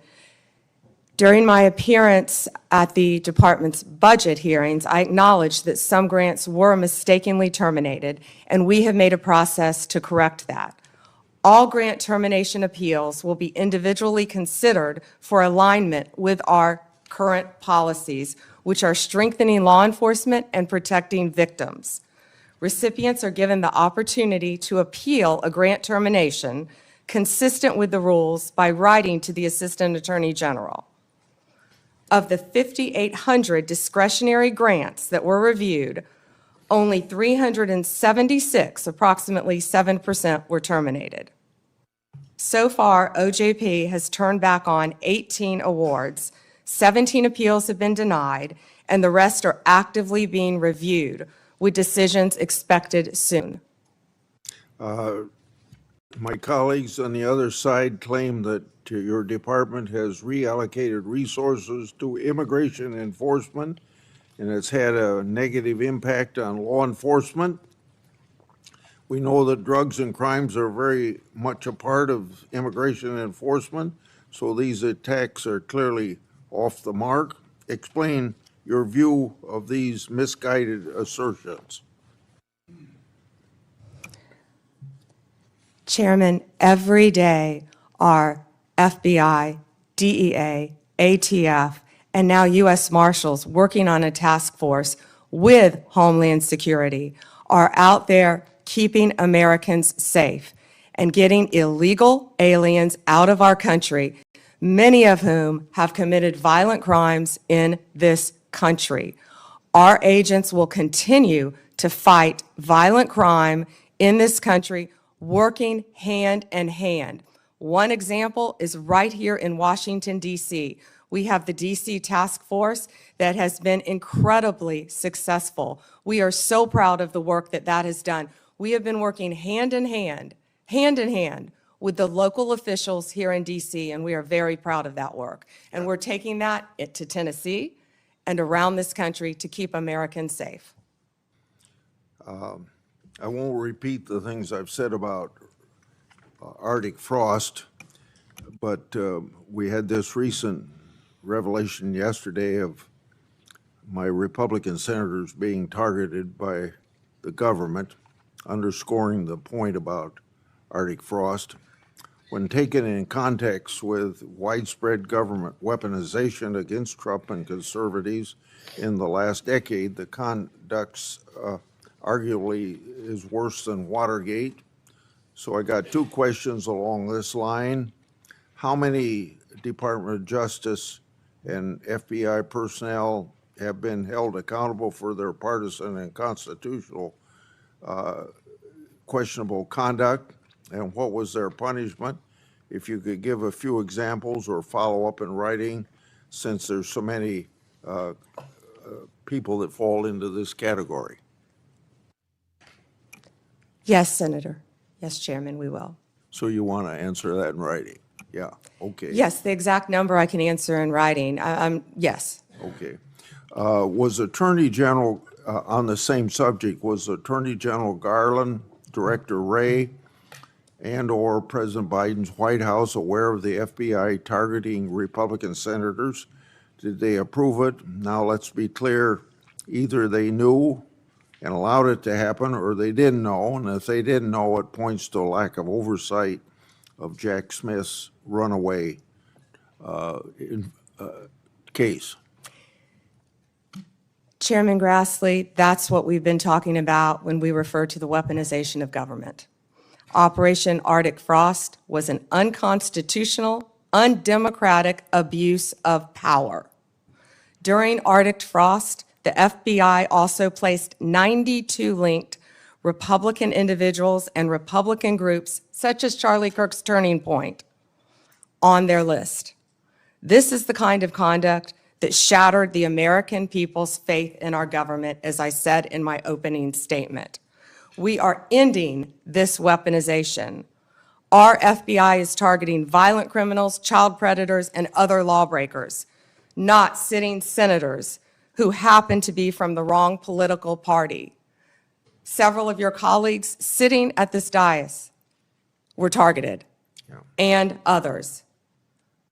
We will continue to stop that throughout the Justice Department. That is the ultimate weaponization of government. Have you sought grand jury secrecy waivers so that all of Arctic Frost documents can be produced to Congress? And if not, do you plan to do that? Chairman Grassley, I will be working directly with Director Patel on this issue, and there's not much more we can say about the issue for obvious reasons at this time. Okay. Public Safety Officers Benefit Program, PSOB, provides benefits to law enforcement and first responders if they're disabled or killed in the line of duty. Affected family members may also benefit. My oversight and a government accountability office report shows that some claims have taken thousands of days to conclude. PSOB applicants have also informed my office that they've been left in tears with disrespectful ways they've been treated by the government. Question number 1 and 2 on this area, but I'll start just with 1. What actions have been taken to hold DOJ officials accountable for their failures to manage the program and treat applicants with respect? Chairman Grassley, as stated earlier, there have been many terminations from the Department of Justice, and we stand by all of those. Many of those are subject to active litigation. This Department of Justice will treat everyone with respect, and we will do everything in our power to help citizens of this country. Please reach out to us with any individual cases, and I will personally look at them for you, Chairman. Okay. So if you'll provide that information, that was my second question. So now let's go on to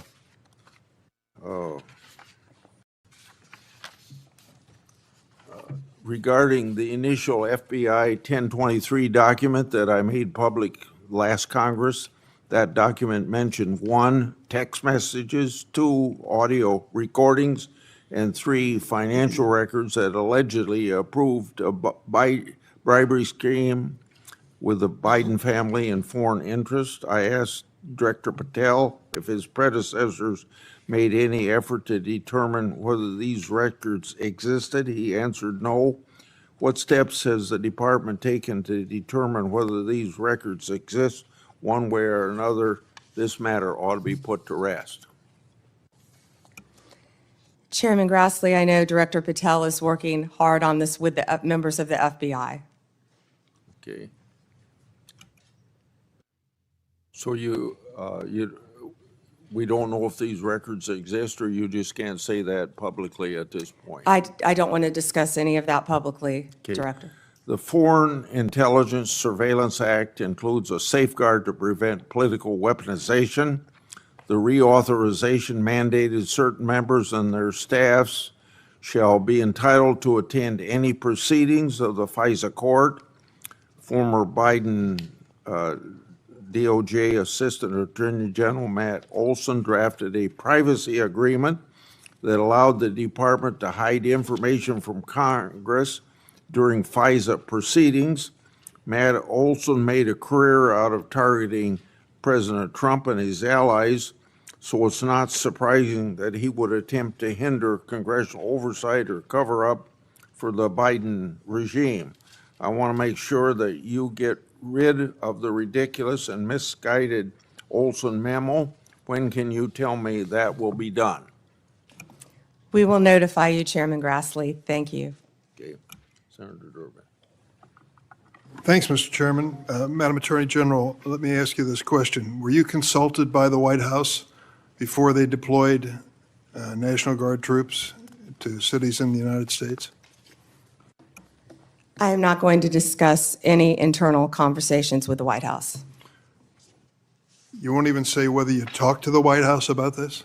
I am not going to discuss any internal conversations with the White House with you, Ranking Member. I noticed that. What's the secret? Why do you want to keep this secret? The American people don't know the rationale behind the deployment of National Guard troops in my state. The word is, and I think it's been confirmed by the White House, they are going to transfer Texas National Guard units to the state of Illinois. What's the rationale for that? Yeah, Chairman, as you shut down the government, you voted to shut down the government, and you're sitting here, our law enforcement officers aren't being paid. They're out there working to protect you. I wish you loved Chicago as much as you hate President Trump. And currently, the National Guard are on the way to Chicago. If you're not going to protect your citizens, President Trump will. Been on this committee for more than 20 years. That's the kind of testimony you expect from this administration. A simple question as to whether or not they had a legal rationale for deploying National Guard troops becomes grounds for a personal attack. I think it's a legitimate question. It's my responsibility. She refuses to answer as to whether she had any conversation with the White House about deploying national troops to my state. That's an indication, I'm afraid, where we are politically in this place. Let me ask you another question. I want to, if you will, hold on a second. Make sure I got the right page of facts here. You testified under oath when you last before this committee that before your appointment to Attorney General, you had served as a representative of some sort for the royal family of Qatar. There was an issue that came before you in May when President Trump accepted a $400 million luxury jet from the royal family of Qatar for temporary use as Air Force One before it's permanently gifted to the Trump Presidential Library Foundation. The Constitution unequivocally bestows on Congress the power to control whether any officer of the United States, including the President, may accept a gift, quote, from any king, prince, or foreign state, end of quote. And this gift clearly violates the statutory regime enacted by Congress. You've refused to answer a letter I sent to you 5 months ago, asking the legal rationale you relied on to advise President Trump to accept this unprecedented gift from your former legal client. Can you make a promise today that you will disclose that? Disclose what, Ranking Member?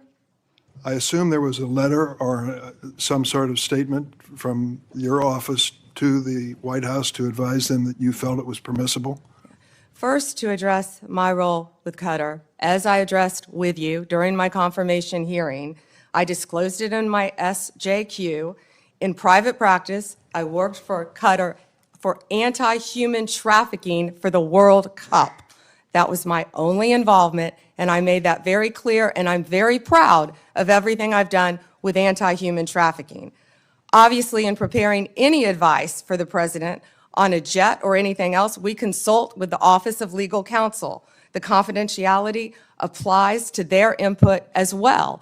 And Chairman, if you would approve and vote to approve, as Chairman Grassley said, excuse me, Ranking Member, as Chairman Grassley said, my employees, we would answer your letters a lot faster, yet you're stalling them at every stop. And to go back to your previous question, your city has a murder rate 5 times higher than New York's. 571 homicides last year. If you were serious about protecting your people, you would be asking this administration for help. You're saying that we're coming into your state and your city. We're there to help make America safe and Illinois safe, whether or not you want to. I believe cutting federal grant programs to law enforcement in my state and across the nation does not make us any safer, and you've done just that. You've supplanted that decision by sending in National Guard troops to California and other places. That is a situation where the governors have not asked for that help. If you truly wanted to do this on a bipartisan basis, you wouldn't defy a governor, you would work with them. I'm prepared to do that. I'm prepared to work with this administration. But cutting these grants to law enforcement does not make us any stronger as a nation or give us the tools we need to reduce crime in Chicago. Now, I'd just like to ask you, when it came to this Qatar situation, did you consult with the ethics office in the Department of Justice before making your decision on this gift of a jet? Chairman, I didn't gift a jet to anyone. My Office of Legal Counsel provides confidential advice to the President, to the White House, period. And you're conflating two issues. Cutting grants, I was very clear about what grants we've cut and what grants we haven't, only 7%. And if you have a grant in Illinois that you think that I've cut that is not that is protecting law enforcement officers or your people, you personally call me and I will work with you to turn that grant back on. I think many of the Democrats here can tell you, I have worked with them to turn grants back on. There's an appeal process. Tell me a specific grant that I have turned off in Illinois that would help law enforcement, and I will work with you. But you have not done that. Did you And take a again, look? Did you take a the look? National Guard is on the way right now as we speak. Oh, by the way, so is Director Patel and Deputy Attorney General Todd Blanche. You're sitting here grilling me, and they're on their way to Chicago to keep your state safe. Madam Attorney General, it's my job to grill you. Investigation of your agency is part of my responsibility and this committee. You may not like the experience, but others have weathered the storm and answered questions in a respectful manner. Can you tell me the grants, Yes. Ranking Member, please? Take a look at the president's budget on HIDA grants. What happens to it in his proposed budget? I'd be glad to meet with you on the It's grants. cut by 1/3 from $300 million to 196. That's one example of a grant that works, and your administration has suggested cutting it in the budget lies ahead. I want to ask you about items in a letter I sent you in July that you have not answered. In February, you made a public claim that the Epstein client list was, quote, sitting on my desk right now for review, end of quote. You then produce already public information and no client list at a major media event hosted at the White House. Attorney General Bondi, why did you publicly claim to have the Epstein client list waiting for your review and then produce nothing relevant to that claim? Senator Durbin, if you listen to my entire clip on that, I said I had not reviewed it yet, that it was sitting on my desk along with the JFK files, the Martin Luther King files. And I said I had not yet reviewed it.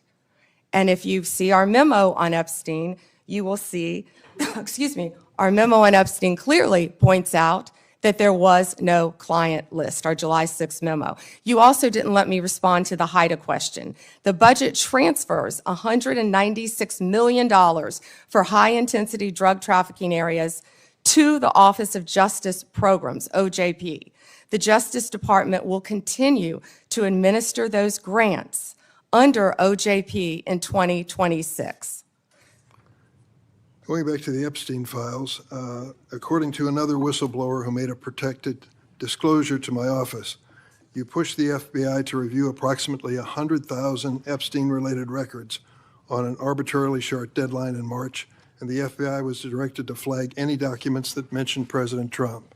Nothing came of that review until July when DOJ and FBI released an unsigned memo stating, quote, "there's no incriminating client list." Why was the July 7th memo unsigned? The July 7th memo came from the FBI and the Department of Justice. Director Patel answered those questions very clear. And, you know, Senator Durbin, I find it very interesting that you refused repeated Republican requests to release the Epstein flight logs in 2023 and 2024. You fought that.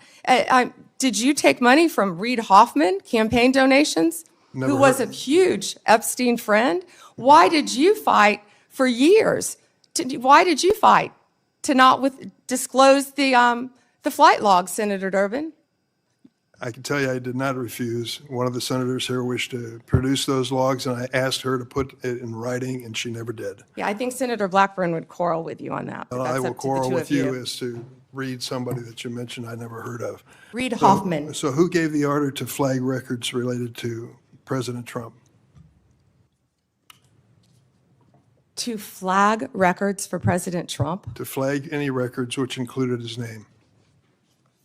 I'm not going to discuss anything about that with you, Senator. Eventually, you're going to have to answer for your conduct in this. You won't do it today, but eventually you will. I yield, Mr. Chairman. I got to Mr. interject Chairman? something here. Mr. before I Chairman. get to Pam. Mr. Chairman, since Senator Durbin referred to me, I would really appreciate the opportunity to correct the record. Proceed. Because Senator Durbin knows I repeatedly asked for those flight logs. I brought up the subpoena. You even shut down the committee because you didn't want that, and you know I submitted that in writing, and you continue to misrepresent that, and I am not going to let that record stand. Okay, Mr. Chairman, go ahead, Senator Durbin. I just want to make it clear that the reason the committee business ended was that your side invoked the 2-hour rule. Point number 2 is I asked you if you wanted any documents like flight logs to put it in writing. You never did. Yes, sir, I did, and your staff knows that I did. No, We'll submit, once again, Send me a copy of the that, information to you. We've done that several times, but we'll be happy to, once again, send it to disagree. you. I think your staff doesn't show that to you.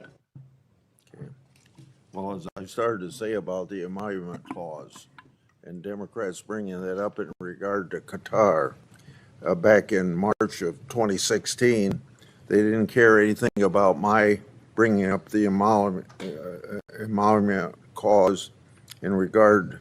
I wrote to the Obama Justice Department. That letter was based on Secretary Clinton's 2009 to 2013 financial disclosures when she was Secretary of State. Those disclosures showed that her husband participated in at least 62 events with foreign states. Some of those were speaking events with connections to foreign governments, and some speaking events were financially supported by foreign governments. 2 examples, Bill Clinton received hundreds of thousands of dollars for appearance sponsored by Middle Eastern governments. Bill Clinton also received $200,000 for a speech connected to the Chinese government, and I don't recall getting any help from my Democrat colleagues on that investigation. Senator Graham. Good morning. Good morning. Thank you. So I want to make sure I got this clear. If a Democrat or a Republican senator has a problem with a grant that's been canceled or reduced, you would be glad to talk to them. Yes, Senator, and I have been doing that as well. There have been Democratic members who called you, They have spoken to my office, yes, Senator. and you've tried to respond. On either side of course, if it has anything to do with law So- enforcement or victims, And that includes Senator Durbin. If he's got a problem, he can call you and you'll try to respond. absolutely. Thank you. How many illegal immigrants are in Chicago? Ooh. Does anybody know? I do, countless. What we have seen since January 20th, Senator Graham, is a 1,000% increase in violent attacks against our ICE officers. Right. But I just want to know, is there like 10 or 100,000? Does anybody know? There have been multiple, and we have made multiple arrests, of course, involving violent gangs Yeah, in Chicago, Right. throughout Illinois. Right. So the only reason I ask that is Chicago is sanctuary city. Do they help ICE deal with illegal immigration, or are they a sanctuary city? Do you know? They are not cooperating, and I would ask that, I wish Senator Durbin would condemn the governor for not cooperating with our law enforcement officers. The only reason I mention this, if you're a sanctuary city, any place in the country, you're making it difficult for the rest of us. Because word gets out, if you get to a certain city, maybe Chicago being one of them, that you're home free, and that just encourages more illegal immigration. Do you deal with that? Agree with that? I do, Senator Graham, and can I add something to that? Sure. Please. One of our biggest wins was against the Sinaloa cartel, and that came in Chicago. The state of Illinois has a Trust Act, which prevents local law enforcement from cooperating with our federal immigration authorities. And that's what I was trying to talk to Senator Durbin about. On September 15th, our partners at ICE arrested an illegal alien from Mexico for beating a 21-year-old man to death. He had been imprisoned in Illinois prior to the murder and was released under Illinois' Trust Act. We filed multiple lawsuits in Illinois for sanctuary policies, specifically in-state tuition for illegal aliens and obstructing employers from verifying citizenship. You can't make this up. On September 5th, a federal grand jury in Chicago indicted a major Sinaloa cartel boss, narco-terrorism, guns, and drug charges. On July 11th, we announced a guilty plea for Ovidio Guzman Lopez. You may know him as the son of El Chapo, one of the worst narco-terrorists in the world. In the world, In Senators. Chicago. In Chicago. In Chicago. He entered a guilty plea to drug conspiracy and 2 counts of knowingly engaging in a continuing criminal enterprise in the state of Illinois. I could continue with fentanyl. I could continue with child predators in Illinois. Well, thank you. I think I've seen numbers over 100,000. So Chicago and other sanctuary cities, you're making it harder for us to deal with illegal immigration by doing what you're doing. And I am glad President Trump is trying to change those policies. And if you need the National Guard to bring order out of chaos, so be it from my point of view. Now let's get back to the topic sort of at hand here. About how the law is being used politically. In September 2022, Attorney General James from New York basically said in a campaign that she would go after Trump, his business transactions, and his family with full force. November the 15th, 2022, Trump announces his candidacy for president. November 2022, 3 days after Trump announced his reelection campaign, Jack Smith was appointed by Garland to be special counsel to look at classified information, document mishandling, and trying to undermine the 2020 election.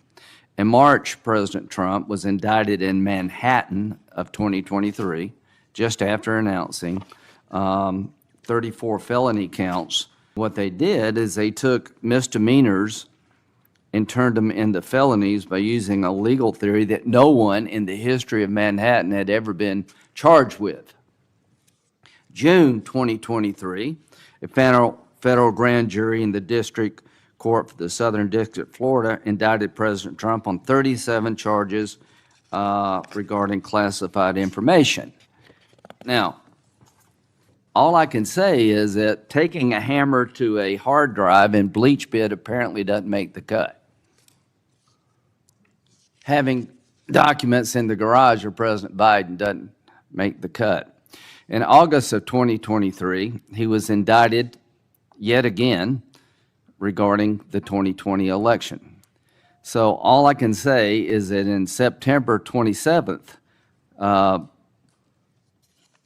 Jack Smith's team asked for my phone records and 7 other senators. Now that's just the 2024 election. Comey, are you aware of the fact that in August, Comey, then director FBI,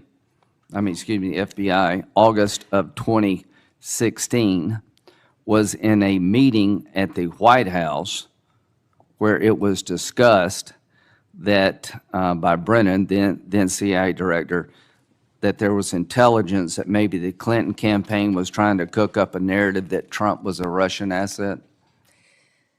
Senator, I believe that has been reported publicly, but I cannot comment on that. Okay, well, I'm just telling you. Now, this is a campaign for president in 2016. In July, they open up Crossfire Hurricane. In August, they have a discussion in front of President Biden that there's intel that maybe this is generated by his political opponent. Nothing happened. In September, are you aware of the fact that the intelligence community sent a memo to the FBI director detailing intelligence that suggests it's Clinton's campaign is behind the idea that Trump is colluding or cooperating with the Russians? Senator, I believe that has been reported. And that was addressed to the FBI director and Mr. Strzok, this memo. Are you aware that he told this committee, I don't recall that, the FBI director? Senator, I can't discuss anything. Well, I can regarding tell you this. What the hell would you recall? You're the sitting FBI director. There's a campaign for president going on. You've opened up an investigation believing that the Republican candidate may be a Russian asset. And now all of a sudden, less than a month later, 2 months later, you have 2 inquiries, 2 events to suggest it may be his political opponent. Did anybody in the FBI inform the FISA court or anyone else about this activity that you know of? I can't discuss that matter, as you know, Senator Graham. Should they have? Is there a requirement by law enforcement to tell the court if their warrant is being sought or a defendant that there's exculpatory information out there about you? In general, of course, Senator. So, to the country, the FBI director gets a memo from the intel community. This may be all a political plot by his opponent. They didn't do a damn thing. Are you familiar with the Steele dossier? Yes, Senator. That was a dossier prepared and paid for by the Clinton campaign. Are you aware that it was that document was used to get a warrant on 5 different occasions against Carter Page, an American citizen? Yes, Senator, and that has been Are you reported. aware of the fact in February 2017, after Trump is president, the person who gave Christopher Steele the information, the Russian guy, told the FBI the information I provided you was all bar talk, hearsay, and not reliable? Are you aware of that? Yes, Senator. Was there ever an effort by the FBI to tell the FISA court about evidence that the man who helped prepare the document retracted his statement? I can't discuss that, Senator. Should there have been? Can't discuss that. You wonder why we're looking at Comey? Give me a break. Why are we looking at Comey? Because he ran an FBI and personally knew about exculpatory information and let it slide. How in the hell can two FBI agents interview a man who says the document you're using against a sitting president to suggest he may be a Russian agent or Carter Page that is now no longer reliable? How does that not get to the court? Can you tell me how that doesn't get to the court?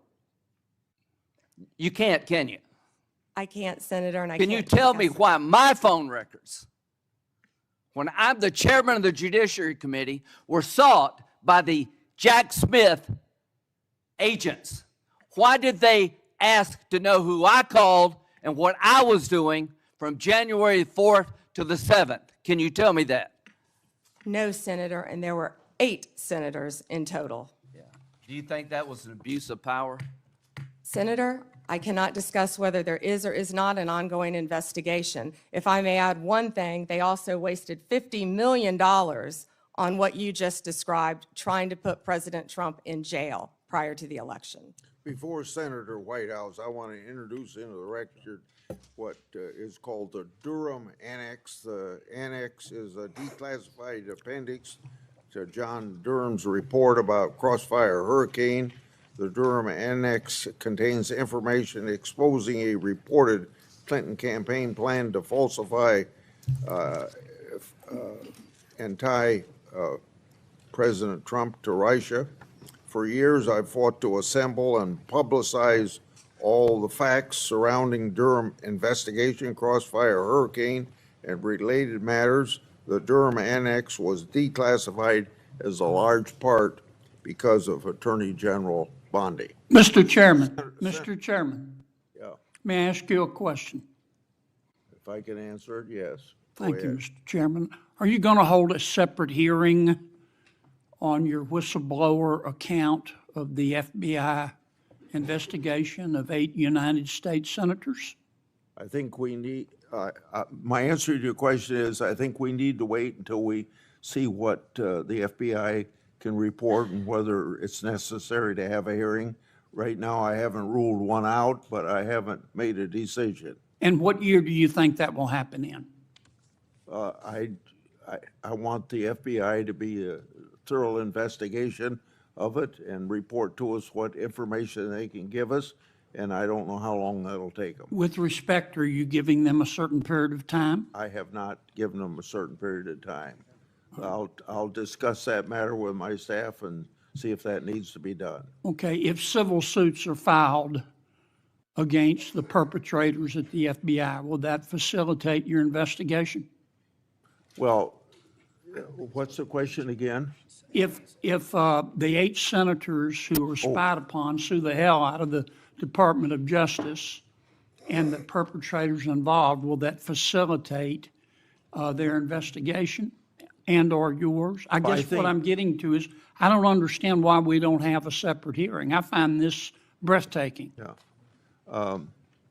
It's just been 24 hours since the FBI investigated on it. Please give me an opportunity to sort through all this. Fair enough. I just don't want to wait 24 years to get an answer. Yeah. We do have an active investigation going on through my staff. I want to make that very clear. Mr. Whitehouse, or Senator Whitehouse.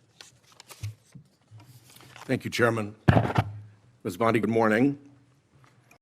Good morning. What became of the $50,000 in cash that the FBI paid to Mr. Homan in a paper bag, evidently?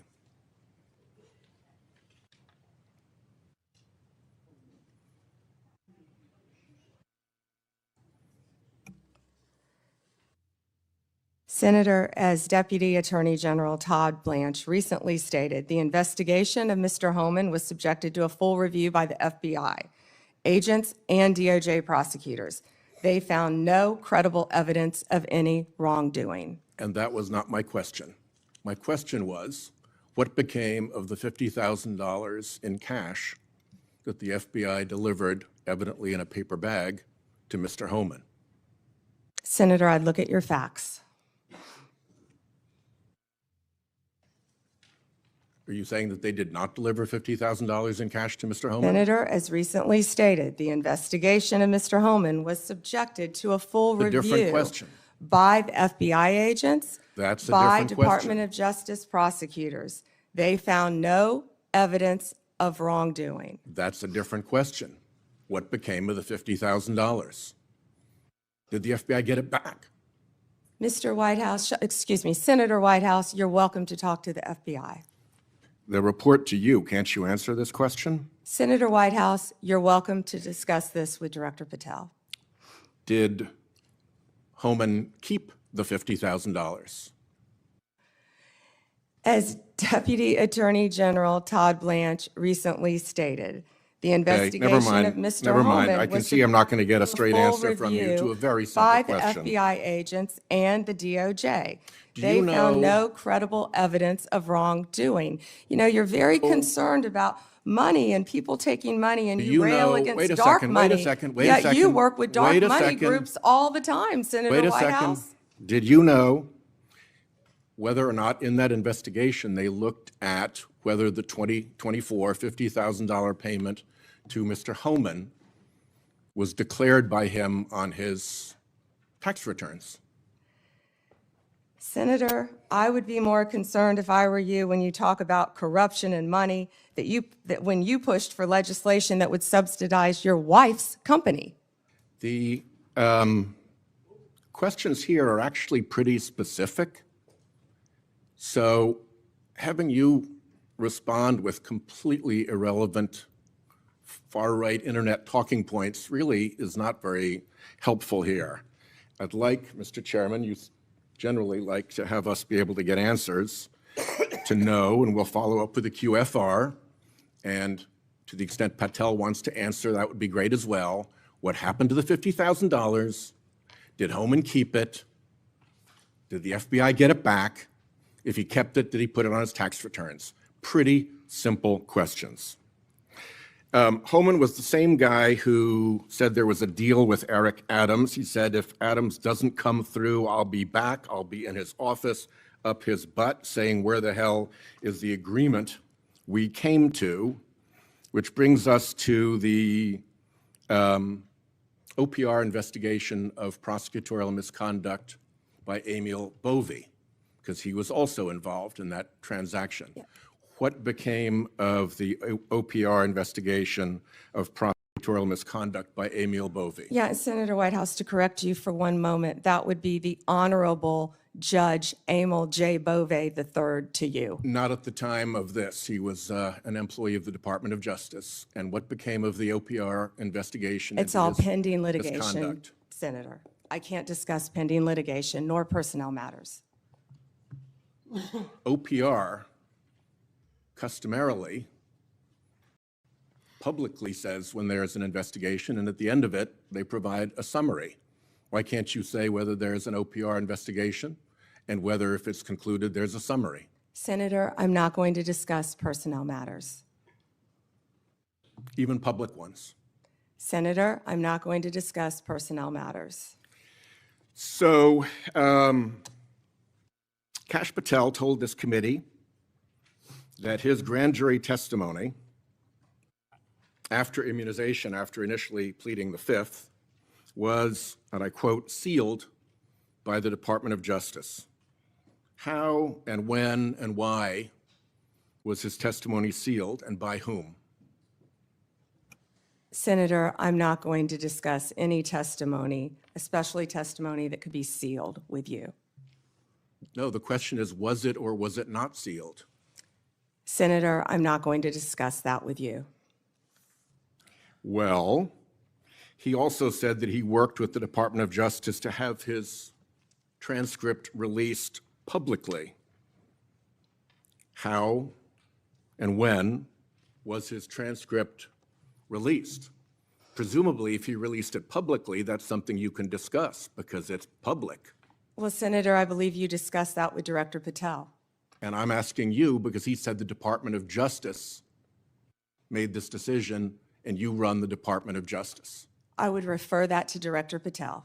Even though you run the Department of Justice and he testified that the Department of Justice released his transcript publicly?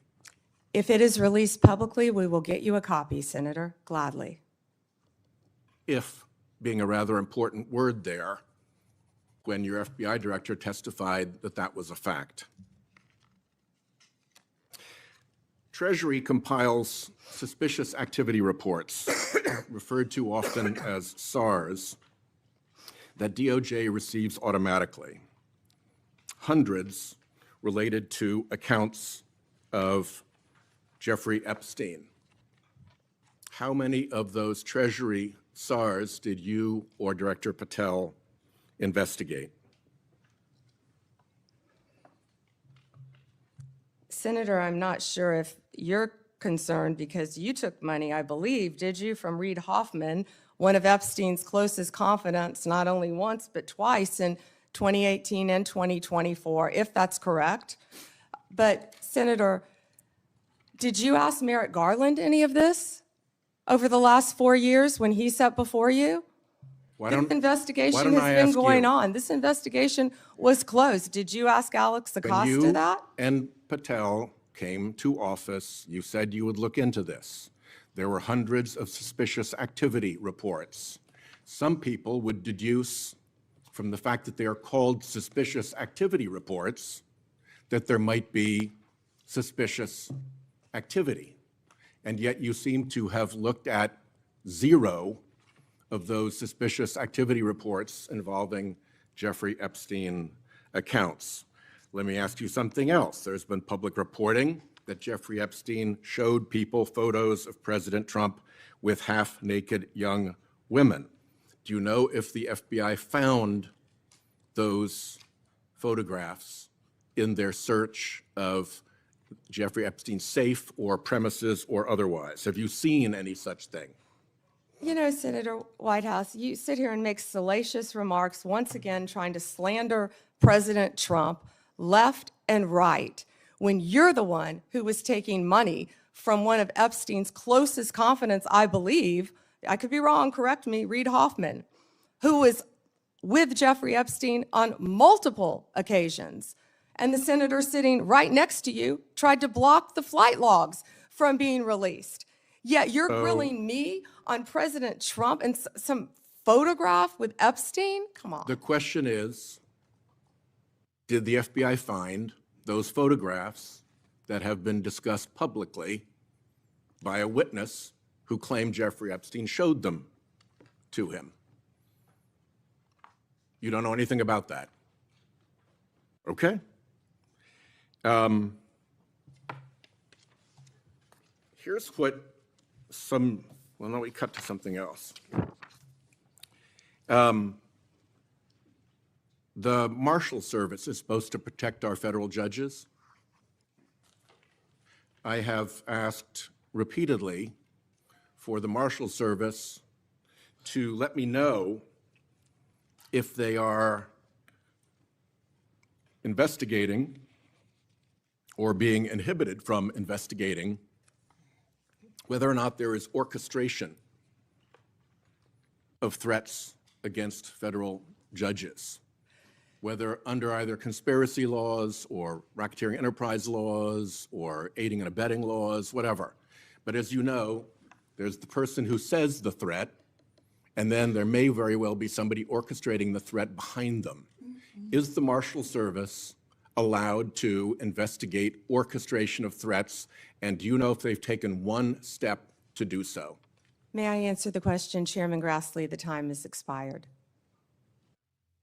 I think it's the convention of the committee that if I've started my question in my time, you may answer the question. I was asking the chairman.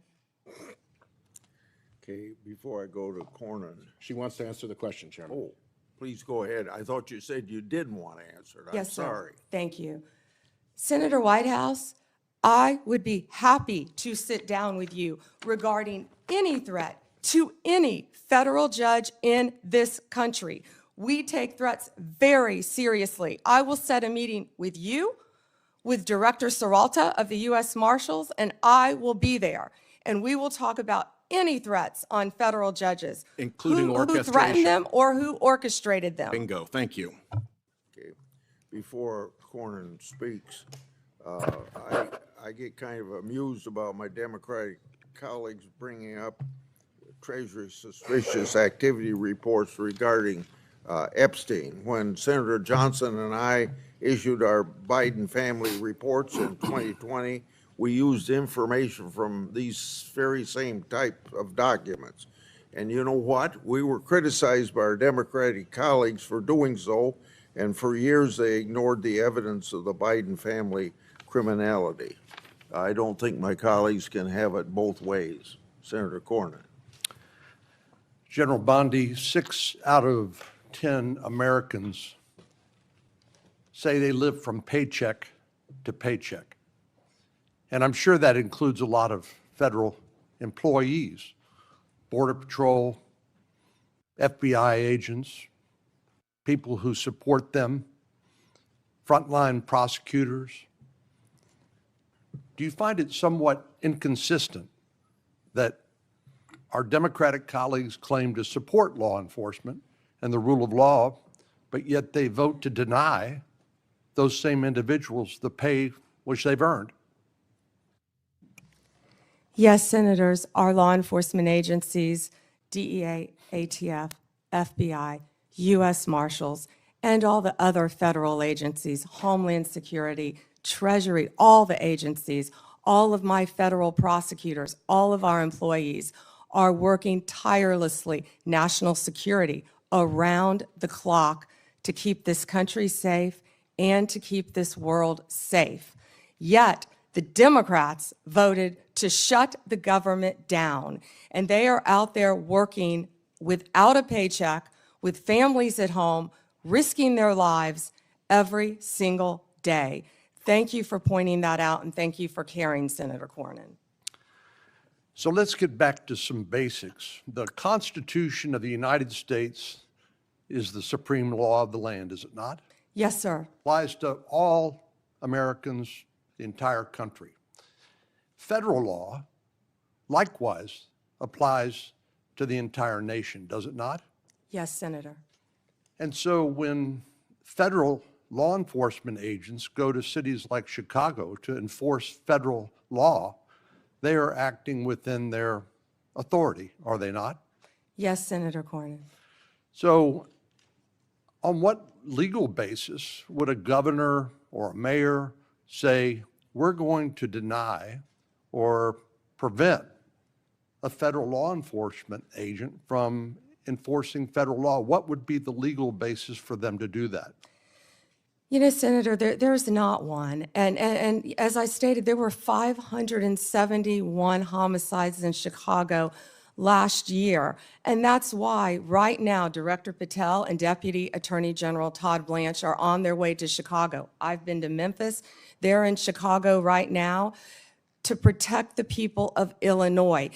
And what Senator Graham, the point he was trying to make earlier, was that when you don't cooperate with law enforcement, if I was a TDA member, if I was a Sinaloa cartel narco terrorist, you know where I'd go? Chicago, because they're not enforcing the law.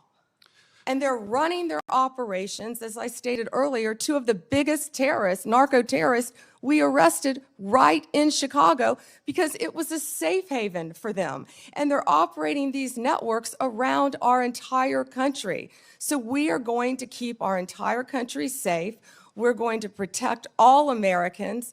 If these senators aren't going to vote to open our government, to let these people, our people, work with paychecks, they're going to do it anyway, whether or not the locals are cooperating with them. We're going to be there protecting all Americans in this country, Senator Cornyn.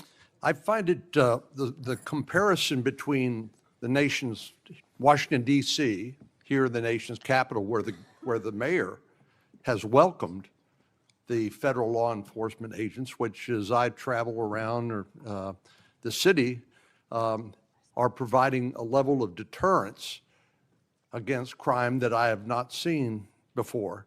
And Washington, D.C. happens to be one of the most dangerous metropolitan areas in the country. So seeing what the response has been by local officials here in Washington, D.C., seeing how the public here who visits here as tourists from Texas and elsewhere, how they're welcoming this federal law enforcement presence, it strikes me as a stark contrast between what we've seen in places like Chicago. And I just don't understand how elected officials who are sworn to uphold the law and the Constitution of the United States could take the position that, no, we don't want a safer community in our major cities that have a high level of crime like Chicago. Doesn't it strike you as bizarre? Senator Cornyn, I don't understand it either, because we've been working hand in hand right here in DC with Mayor Bowser. She has been an incredible partner at making DC safe again. We've been working with her, we've been working with the police chief, we've been working with their staff, and the numbers speak for themselves. 3,156 arrests, 294 illegal guns seized. I think the number's probably higher today. Carjackings down 87%, violent crime down 45%.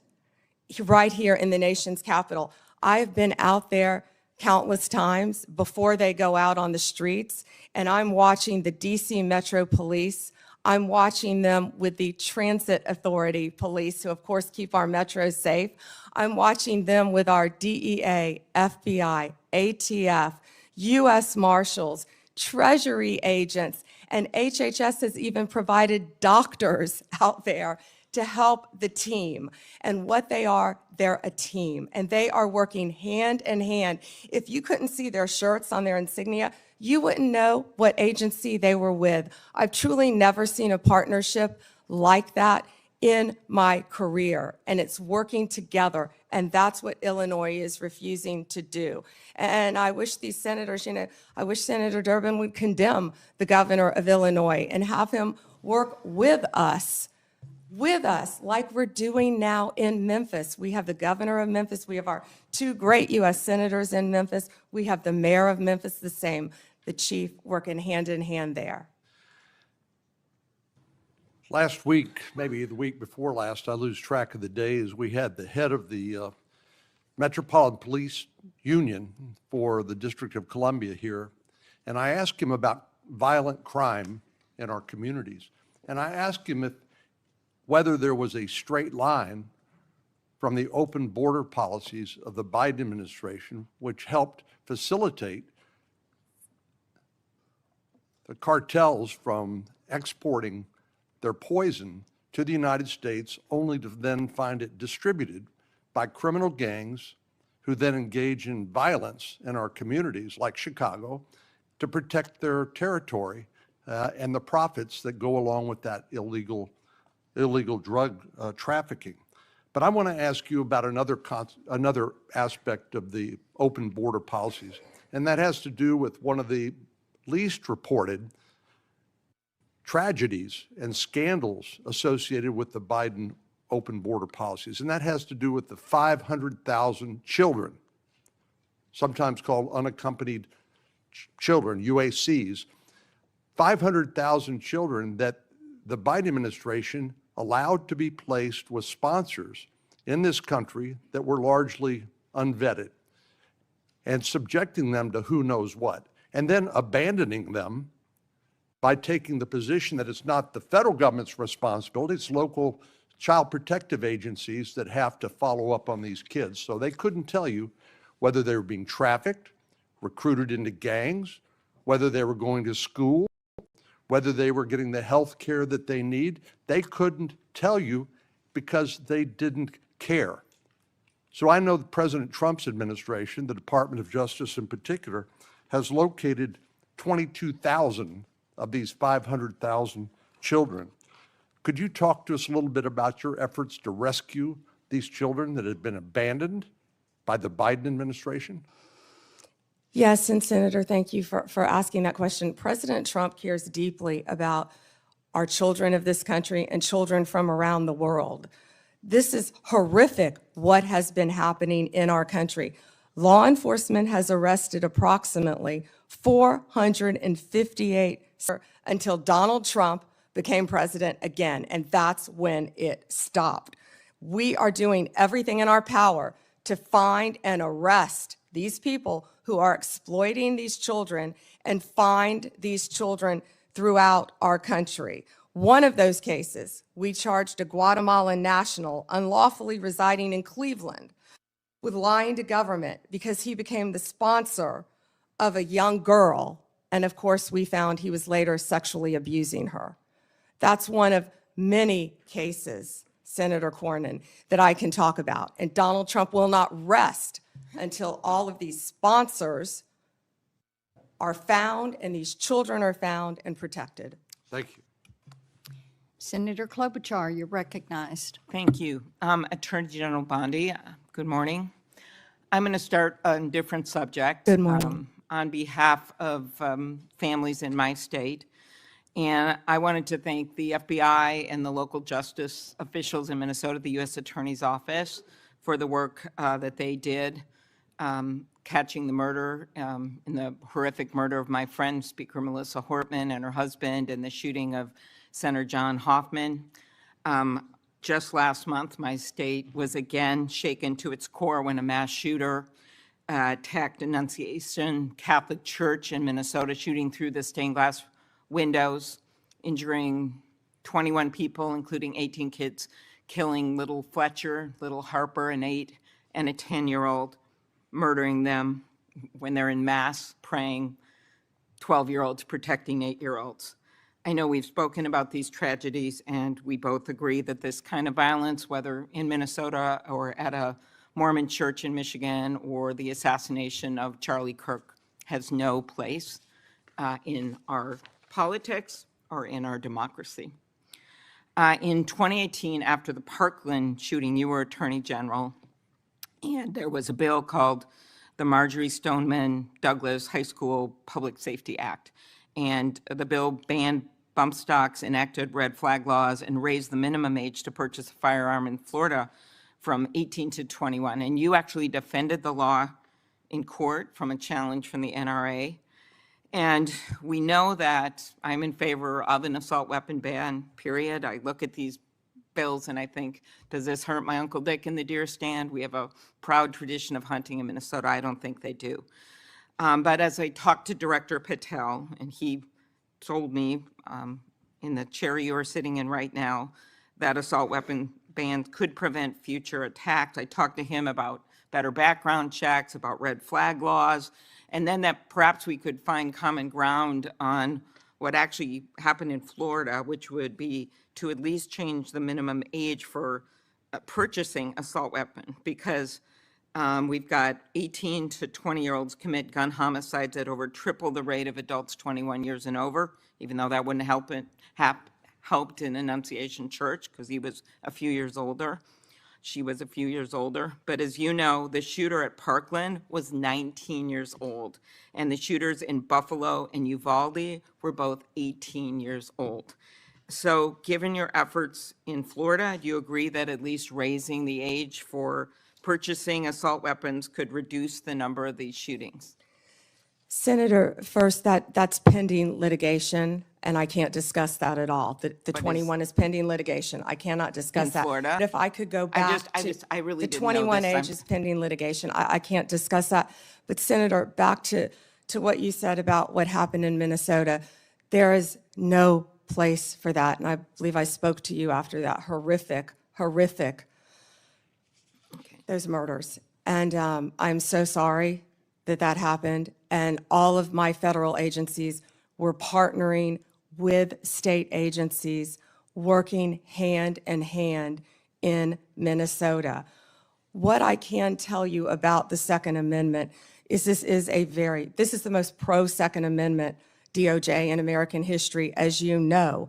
But we want to keep guns, as you said, where they should be, in the hands of law-abiding American citizens, while keeping them out of the hands of criminals and gangs. Since January 20th, the ATF and FBI have seized more than you gave these statistics. 30,000 illegal guns. I have 10 minutes.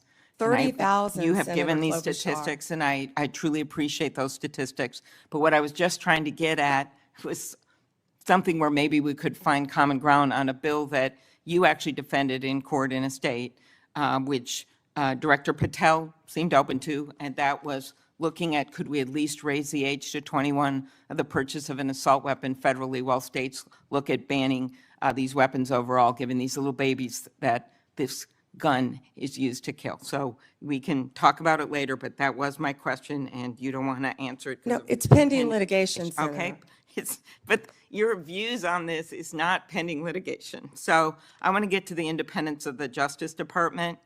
At your nomination hearing, I specifically asked you to provide assurance to every member of this committee that the Justice Department will only follow the facts and the law, and the White House will play no role in the cases investigated or brought. You stated in response, this was you, politics will not play a part in my decisions.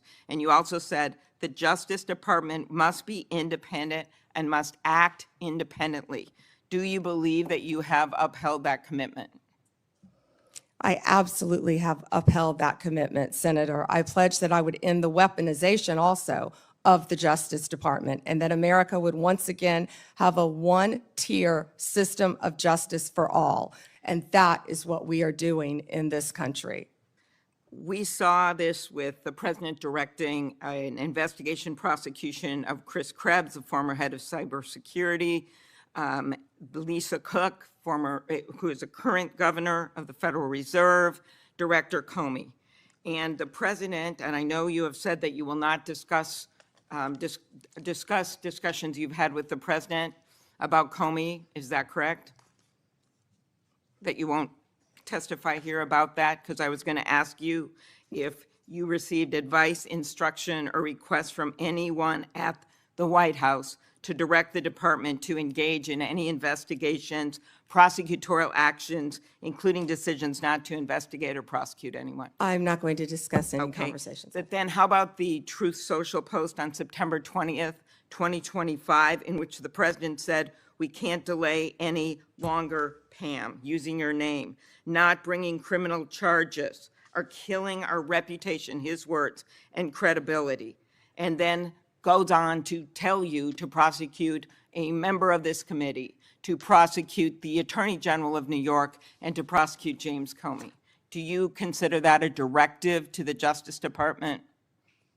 Senator Klobuchar, President Trump is the most transparent president in American history. And I don't think he said anything that he hasn't said for years. Okay, it has been reported that you initially pushed back against requests by senior Trump administration officials to push out or fire the acting U.S. Attorney in Virginia, Eric Siebert, who's a conservative Republican, who made the decision that that the evidence was not there to prosecute Comey. What made you change your opinion? I am not going to discuss personnel decisions. Okay. Is it true that the career prosecutors in the Eastern District of Virginia found that there was insufficient evidence to bring criminal charges against former Director Comey? I am not going to discuss pending cases because Comey was indicted in the Eastern District of Virginia by, I may point out, one of the most liberal grand juries in the country. Okay, let's go on to other firings or terminations. Last week, the Justice Department fired at least 2 senior attorneys in the Eastern District of Virginia, including the office's national security chief, Michael Benary. It is reported that his firing came following criticism from a right-wing social media commentator who wrote, "One can only assume he was part of the internal resistance in the Comey indictment." In fact, he did not work on the Comey case. Instead, he was working on pursuing justice for service members killed in Afghanistan. How does firing a 20-year national security prosecutor enhance public safety? Senator Klobuchar, I'm not going to discuss personnel decisions, but the personnel issue that I'm having right now is that all of my agents, all of my lawyers are working. My agents are on the street working without a paycheck because your party voted to shut down the federal government. Unfortunately, the House isn't even back here. They're 18 days off the job to even meet with us to come up with a resolution that we would like to discuss with them about saving people's health care. Let's move on to the Antitrust Division. Did you authorize your chief of staff to overrule top officials in the antitrust division to settle the challenge to the Hewlett-Packard Enterprises Juniper Networks merger? Senator Gail Slater runs my antitrust unit, and she is doing an excellent job on many, many cases.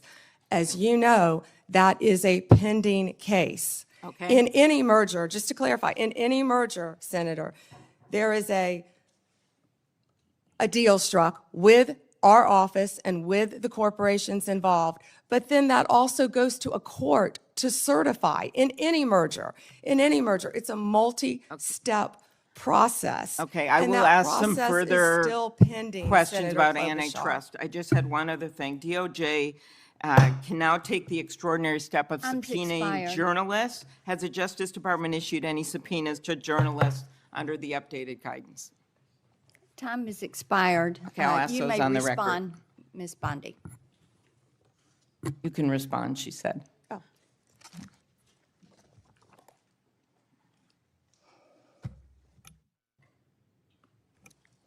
Senator, my office in April restored the Justice Department's longstanding norm on this issue. It was AG Garland who had deviated on the media investigations policy, allowing self-identified journalists using this self-serving status as a shield against being held accountable for endangering our nation's security. We have taken that policy back to the norm, and I can't comment on whether we have or have not, or do not have pending investigations. Time is Senator Klobuchar. expired. Senator Lee, you're recognized. Attorney General Bondi, thank you for being here today, and thanks for your service as Attorney General of the United States. I want to start by thanking you for acknowledging a moment ago the importance of protecting the rights of the law-abiding. In a country where there are hundreds of millions of guns, one of the most alarming, not to mention unconstitutional things the government could do is to disarm the law-abiding. It would be unfair, it would be fatal to many, it would be contrary to our constitutional system. And I appreciate you standing up for that. I'm also grateful for you standing up for Gail Slater, the Assistant Attorney General over the Antitrust Division. I have full confidence in her, and I can tell you do as well. More broadly, Attorney General Bondi, through your leadership, you've returned the Department of Justice to its core mission. And its core mission, of course, involves protecting the American people, upholding the law, upholding the Constitution, and making sure that justice in our system is applied even-handedly, fairly, consistently, as the law requires, without fear, favor, or political bias making those decisions. With you as Attorney General at the helm of this great department, the Department of Justice has strengthened its efforts to secure our borders against what has been an unprecedented influx of illegal immigration. It's disrupted sophisticated networks of criminals, including people who profit immensely and have profited over the last 5 years, roughly, from a massive human trafficking and drug smuggling operation. And it also just demonstrated an unwavering commitment to the safety of American citizens. Your work has sent a clear message to criminal organizations and to criminally minded people everywhere, foreign and domestic. The rule of law in the United States will be enforced, and those who prey on the vulnerable will face especially swift and unpleasant consequences. I'd also like to commend you and FBI Director Kash Patel, Deputy Director Dan Bongino for your collaboration with state and local law enforcement in my home state of Utah in assisting with the prompt apprehension of the shooter in the tragic assassination of Charlie Kirk just a few weeks ago at Utah Valley University. Your leadership has helped reaffirm that the Department of Justice exists to preserve the rule of law, to protect the peace, the safety of the American people, and ensure that our constitutional republic endures for many generations to come. Now, due to the open border policies that we had in the previous administration, a number of individuals, a number that is unknown and unknowable, but that is estimated to be people, are individuals who pose significant security risks, including some who were suspected terrorists. They were all allowed to enter the United States without proper vetting, in many cases without any vetting at all. What progress have you made so far, Attorney General Bondi, in solving some of those issues related to the illegal immigration of an estimated 10, 15 million, maybe more, over the last 4 years? Senator Lee, we are working hand in hand with Kristi Noem, of course, the Director of Homeland Security. She has been doing an incredible job. All of our agencies are working in partnership with them at the direction of President Trump. He ran on the promise of making America safe and closing our borders, and that's what he did on day one. He has also declared many of these transnational gangs as terrorist organizations, which is exactly what they are. They have been coming into our country from Mexico, from Venezuela, from other countries. They have been setting up shop right in our country. They are narco-terrorists, and it is going to stop, and it is stopping under his watch. Our task forces are working hand in hand with Homeland Security. Director Patel, Deputy Director Bongino have been going non-stop to make America safe again. That's not just a slogan. That's protecting everyone in this room. That's what we're doing as a country. We don't care if you live in Chicago. We don't care if you live in Florida. We don't care if you live in Utah. President Trump wants everyone to be safe, including right here in Washington, D.C., and that's what he's been doing. Not only that, Senator Lee, the surge of drugs in this country has been horrific over the last 4 years. DEA they have seized 4,500 kilos of fentanyl powder and 50 million fentanyl pills, which I said earlier represents 370 million deadly doses of fentanyl. These transnational gangs, it's all about drugs and money, and they are destroying our country. They are destroying our children, and a lot of this fentanyl, as we know, is made, the precursors in China. They're coming in our country through Mexico and now other places, and under Donald Trump, it's going to stop because he has secured our borders, Senator Lee. And we're very grateful for that effort. It's interesting to note, moreover, that under the leadership of your predecessor, the Department of Justice, the FBI, and others who routinely appear before this committee, when asked about the human smuggling operation going on across our southern border, routinely denied that fentanyl was coming in significant quantities through the human trafficking operation. They stated never with any evidence, never with any ability to back it up, to prove this was the case, that these things were coming across the points of entry through vehicles, through trucks, and otherwise. We know that not to be true, and we appreciate your work in exposing that.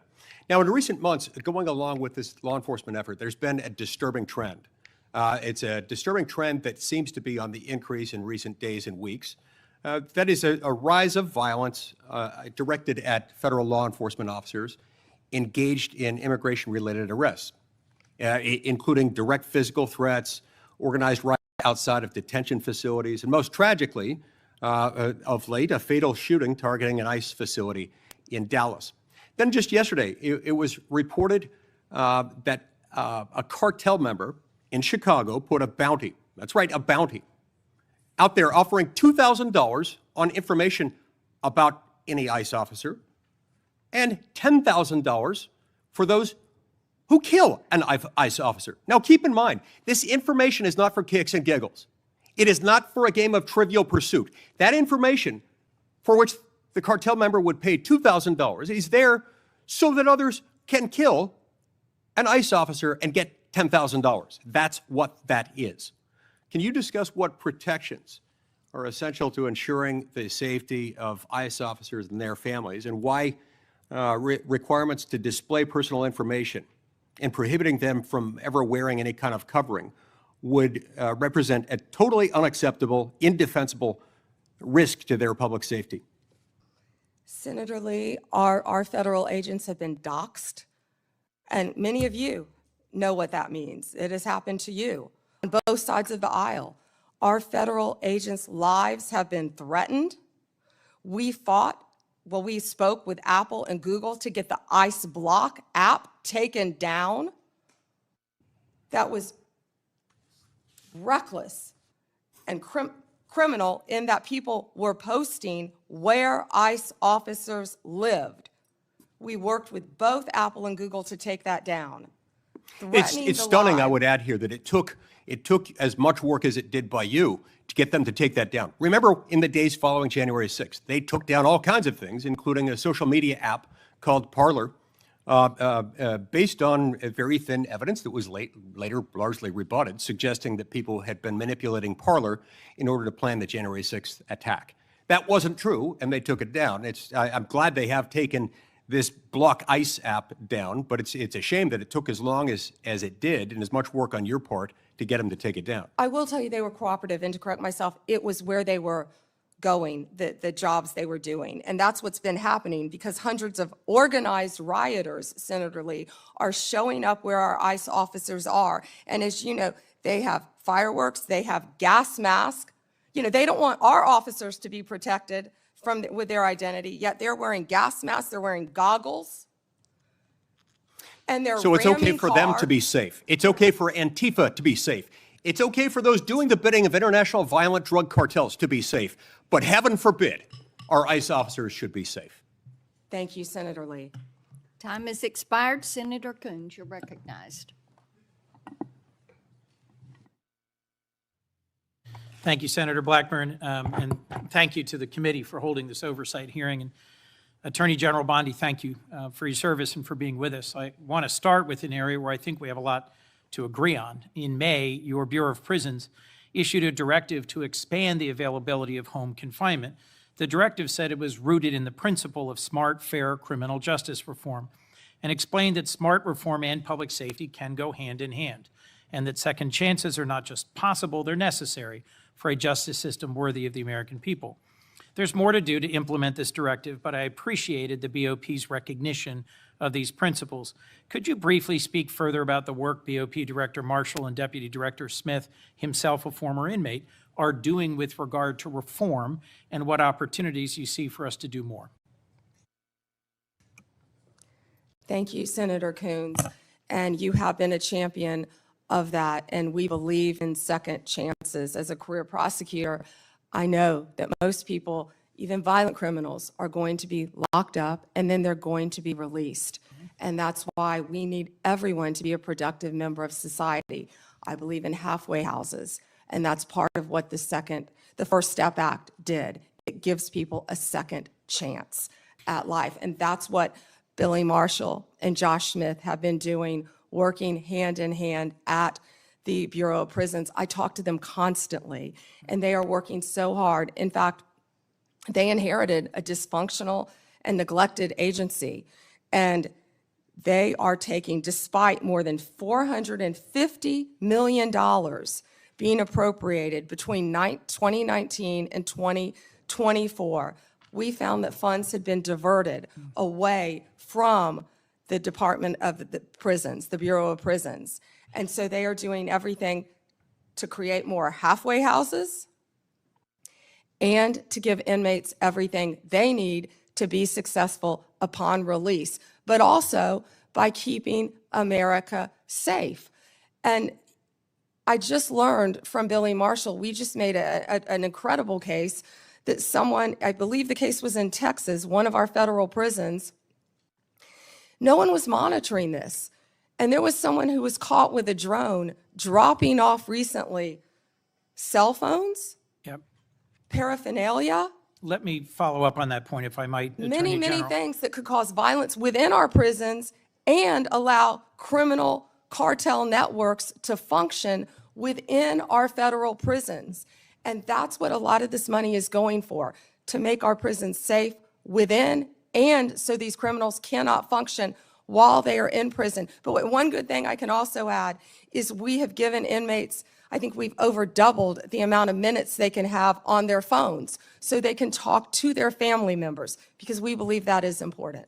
One of the challenges federal probation officers face is massive caseloads. And I am about to introduce, hopefully reintroduce soon, a bill with Senator Lee that would improve our federal supervised release system by focusing resources on those who really need to be supervised and providing incentives to reduce oversight of those who've really made progress and who've changed the direction of their lives. It is broadly supported by law enforcement and a variety of policy groups, and I'd love to work with you on that, Madam Attorney General. Yeah, Senator, can I just add, because I just got the numbers.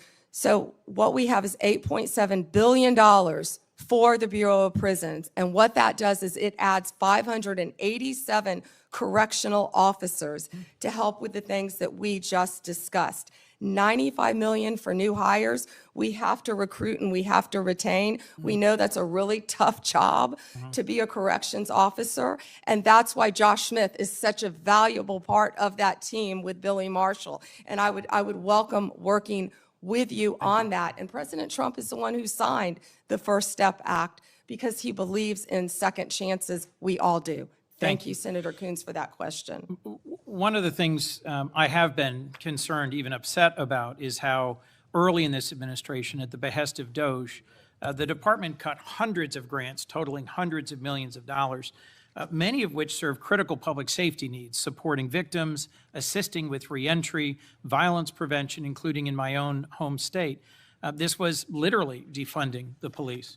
And I have some concerns about how DOJ is putting at risk public safety by assigning thousands of agents and prosecutors away from drugs, firearms, corruption, violent crime to help ICE arrest people without criminal records. You've indicated a willingness to review any grant that a member of Congress has concerns about, and noted a number of them have been restored on appeal. And I appreciate that willingness to admit some misjudgments or mistakes in some of the many grants that were canceled. But can you assure us this process is going to be fixed going forward so better decisions are made at the start and not just after appeals?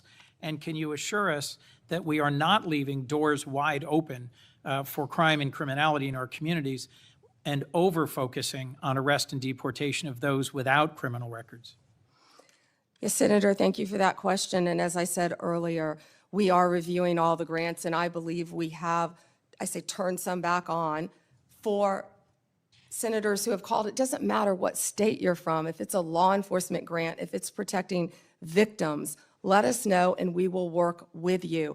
And I'm not sure if we have done any in your state yet, but I would be happy to work with you on that. What I can tell you is there have been, out of the 5,800 discretionary grants that were reviewed, only 376 around the country, 7% were terminated. 225 of the grant recipients have appealed that termination. And so far, we've turned back on 18 of those. 17 appeals have been denied, and the rest are being actively reviewed. If any of you know of any of those that you believe should be turned back on, call me. We don't want to jeopardize anything that's hurting. Please do.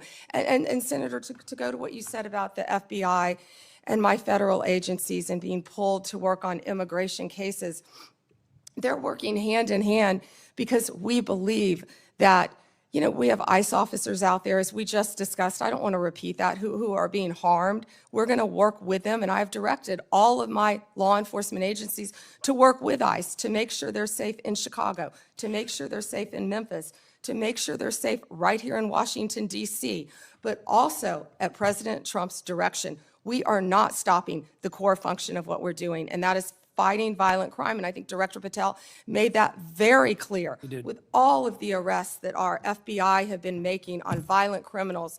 And, you know, there's so much that we can't talk about here, but if any of you are on the Intel Committee, you know we are fighting terrorists around this country every single day.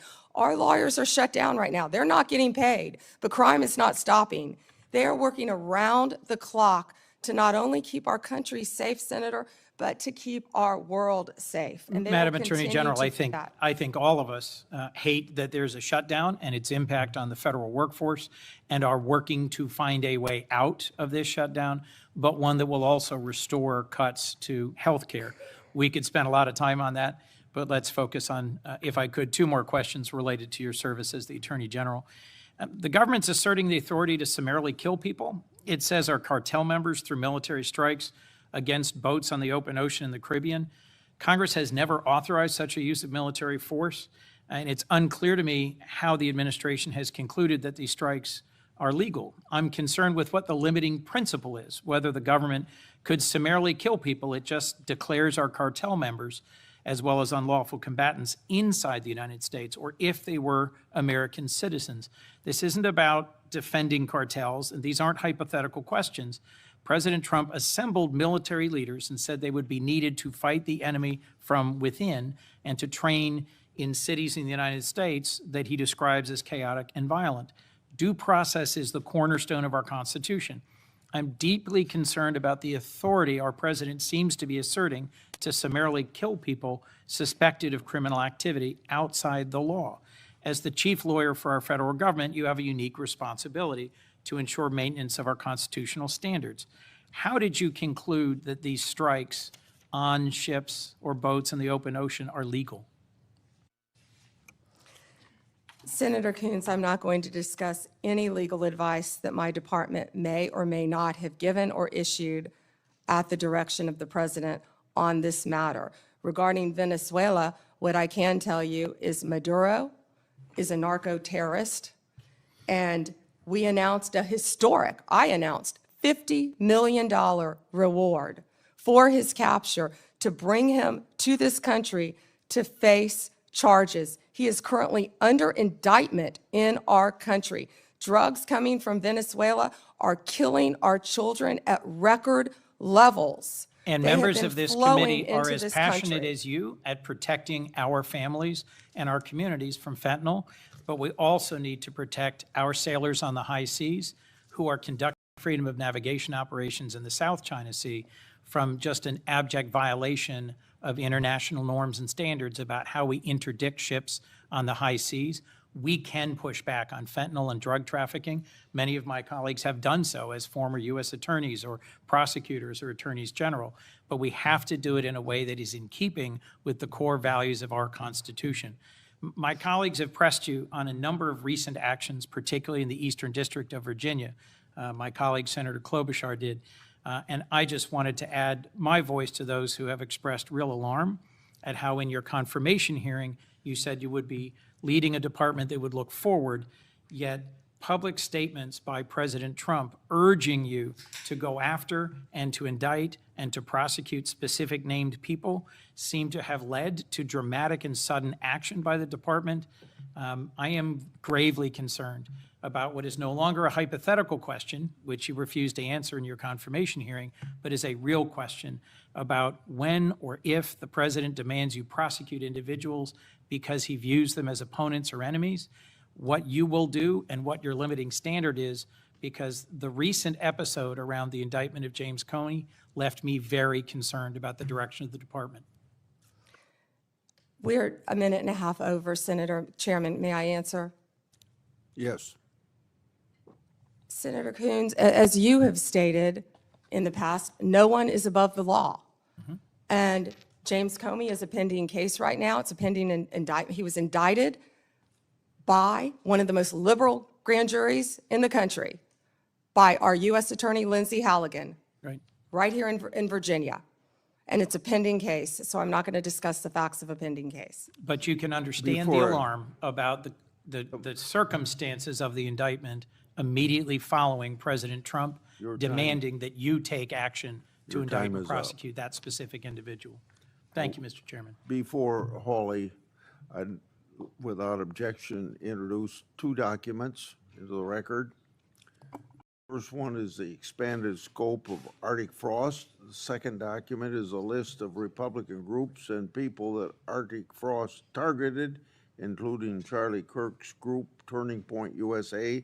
These documents show the political weaponization of the Biden administration against Republicans. Senator Hawley. Thank you very much, Mr. Chairman. Attorney General Bondi, good to see you. Welcome. I've been listening closely in this hearing, and I've heard over and over from my Democrat colleagues concerns about targeting political enemies, and they've accused you of all manner of things and the current president. I've also heard them said, and I just wrote it down because I wanted to be sure I heard it correctly. I've heard them say that Joe Biden never targeted his political enemies. Joe Biden never directed his attorney general to target his political opponents. Huh, that's interesting, because I could have sworn that yesterday we learned that the FBI tapped my phone. Let's look at it. We've got a list. Tapped my phone, tapped Lindsey Graham's phone, tapped Marsha Blackburn's phone, tapped 5 other phones of United States senators. Gee, it sure looks like targeting political opponents to me, and yet I haven't heard a word from that side of the dais about any concern whatsoever. We've got nothing but concerns today, but no concern at all for a Justice Department that is tapping the phones of sitting United States senators because who knows why. They don't like them. They're members of the opposition party. They're Republicans. They're conservatives. You've seen this document, Attorney General Bondi. What was going on here? Who ordered this? Who ordered the tapping of the phones of United States senators? Senator Hawley, I cannot discuss the details of that right now for very good reason. You're going to do a thorough investigation into this, I trust. Is that correct? We will be looking at all aspects of this, and I have talked to Director Patel at length about And this. you're going to figure out who was involved in this, who signed off on it, who knew about it. You're going to get to the bottom of all of it. Is it correct? Yes, and I've spoken to Director Patel about it, and he is committed to doing this. Well, I can tell you, we already know many of the details. We already know that this was ordered by the Special Prosecutor Jack Smith, who reported directly to the Attorney General of the United States, Merrick Garland. And we know that Jack Smith was on his witch hunt because he was directed to do so by the President of the United States, Joe Biden. Let's just remember. Let's take a walk down memory lane. April 2nd, 2022, the New York Times. Garland faces growing pressure. The Times says as recently as late last year, that would have been 2021, Mr. Biden confided to his inner circle he believed former President Trump was a threat to democracy and should be prosecuted. It goes on to say that the Biden was frustrated with Garland and wanted him to take decisive action against Trump. Here's what we're talking about. Trump, of course, was a private citizen at the time. So he appoints his own hitman, Jack Smith, who goes after the president, former president, who goes after members of this body. You know, the thing about it, though, that really strikes me is that it didn't stop with members of the United States Senate. Did it, Attorney General Bondi? It didn't stop here at all. I mean, just as egregious, maybe more so than tapping the phones of U.S. senators, is this memo that I know you've seen before. Let's just look at it again. This is an FBI memo from the same time period, I might add, from the same time period, in which the Federal Bureau of Investigation attempts to recruit informants into Catholic parishes in this country. So here you have an administration that is activating the FBI against its political opponents and tapping the phones of United States senators. Can I just say that again for my colleagues, for the benefit of my colleagues on the other side of the dais? Tapping the phones of United States senators. This isn't hypothetical. This isn't maybe what will you do in the future. This isn't, oh, gee, can you imagine a situation? This happened. This happened. And this happened, the targeting of Catholics in this country because Joe Biden and his FBI didn't like Catholics who went to a certain kind of mass. I mean, good God in heaven, what is happening to this country? What happened under Joe Biden? Or then how about this, the infamous school board memo, where Merrick Garland, at the direction of the White House, issued a memo activating the FBI's counterterrorism division against parents who attended school board meetings and had the temerity to ask what their kids were being taught. And some of those parents were treated like this. Let's just remember. Let's remember how parents were treated. Treated like this man. That's right. A parent at a school board meeting, I think in Virginia, who was drug out of the school board meeting. He's bloodied there, you can see it. And what was the response of Joe Biden's DOJ and FBI? It was to issue a memorandum saying that people like this ought to be investigated by the counterterrorism unit. And unbelievably, they were. They were. Or how about this? Let's remember Mark Houck and the pro-lifers who were prosecuted for what? For going to a clinic, an abortion clinic, and praying on a sidewalk outside an abortion clinic. This is Mark Houck and his beautiful family at Mass. This man, at the direction of Joe Biden's FBI, this man had an FBI SWAT team come to his door in the early morning hours with his beautiful children there, terrorizing them with weapons drawn. He was then arrested and prosecuted. And fortunately, a jury acquitted him. This is what was happening under Joe Biden. United States senators spied upon. Former presidents, the political opponents of the president at the time, targeted, prosecuted. Pro-lifers, targeted, prosecuted. Catholics, targeted, prosecuted. 92 conservative organizations put under surveillance, targeted for potential prosecution. Gee, I don't know. Would you call that an example of weaponization, Attorney General Bondi? Do you think that's a fair characterization? Senator Hawley, that is the ultimate weaponization. And weaponization under Donald Trump has ended. It has ended. Harmeet Dillon is running our civil rights unit, and she is doing an incredible job. No longer will parents be targeted.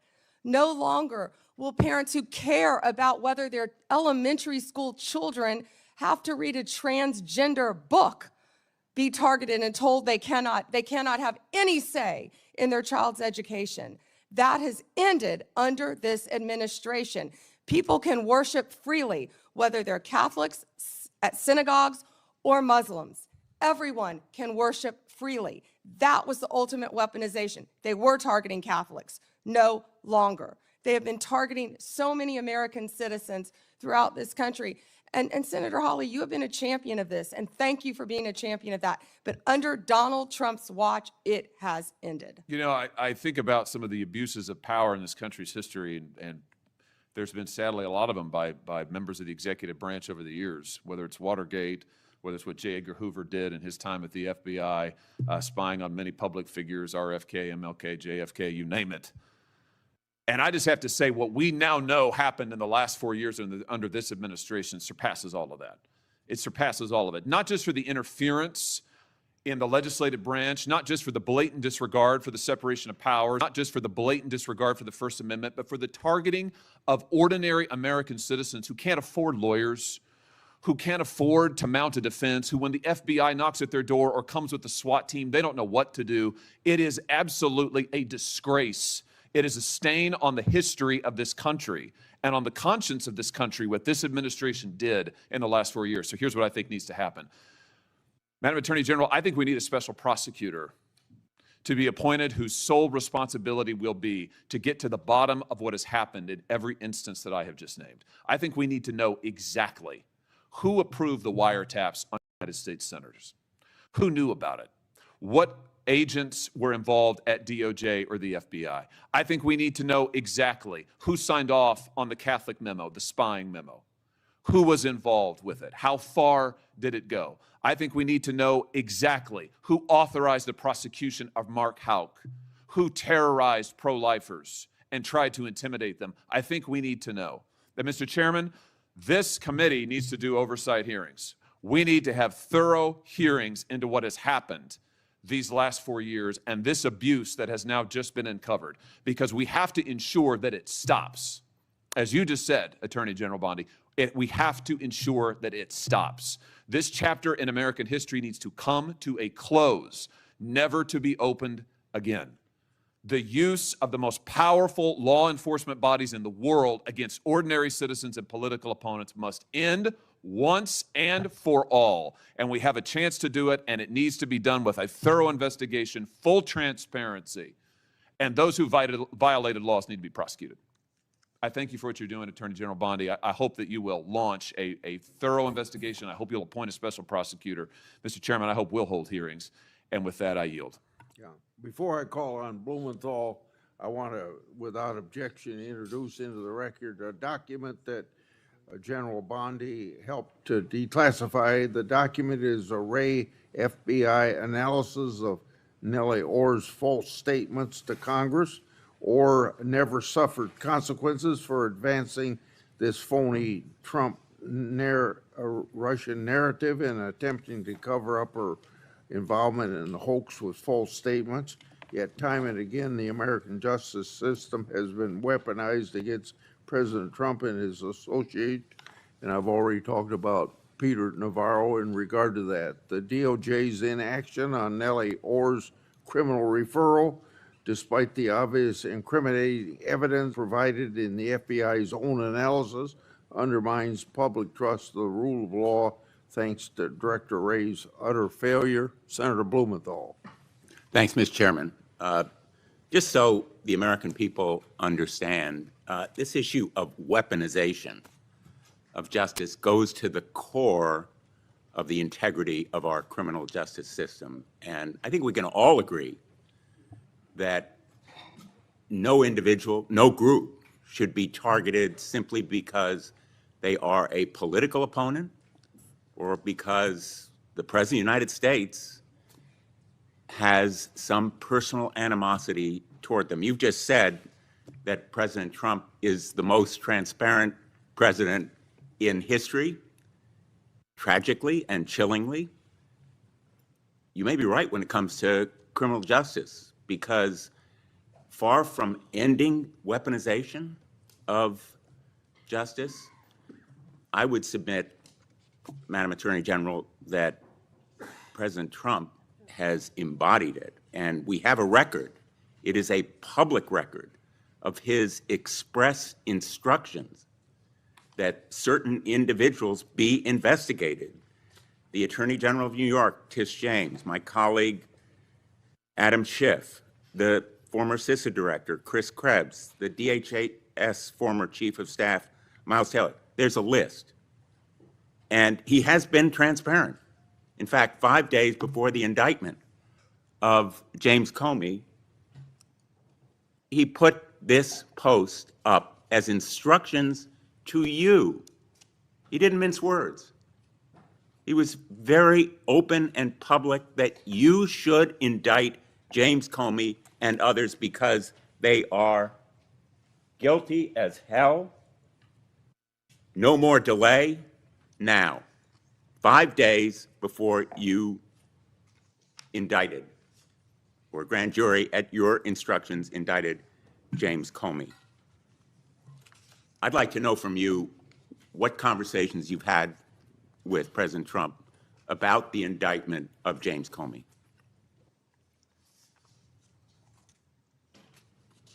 Senator, I am not going to discuss any conversations I have or have not had with the President of the United you States. see that You're post? an attorney, you have a law degree, and you know that I'm not going to do that. I also find it fascinating, because I'll keep fighting to ensure that law enforcement and the judicial process move forward without political interference.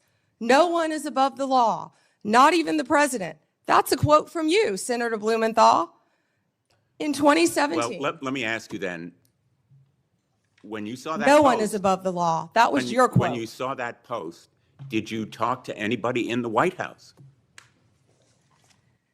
I am not going to discuss any conversations I have, nor any investigations, So nor you are unwilling any to tell pending this committee cases. about conversations with the White House And if I regarding may James continue, Comey's indictment. and if I may Let me show continue, you a picture. James Comey was indicted by one of the most liberal grand juries in the United States.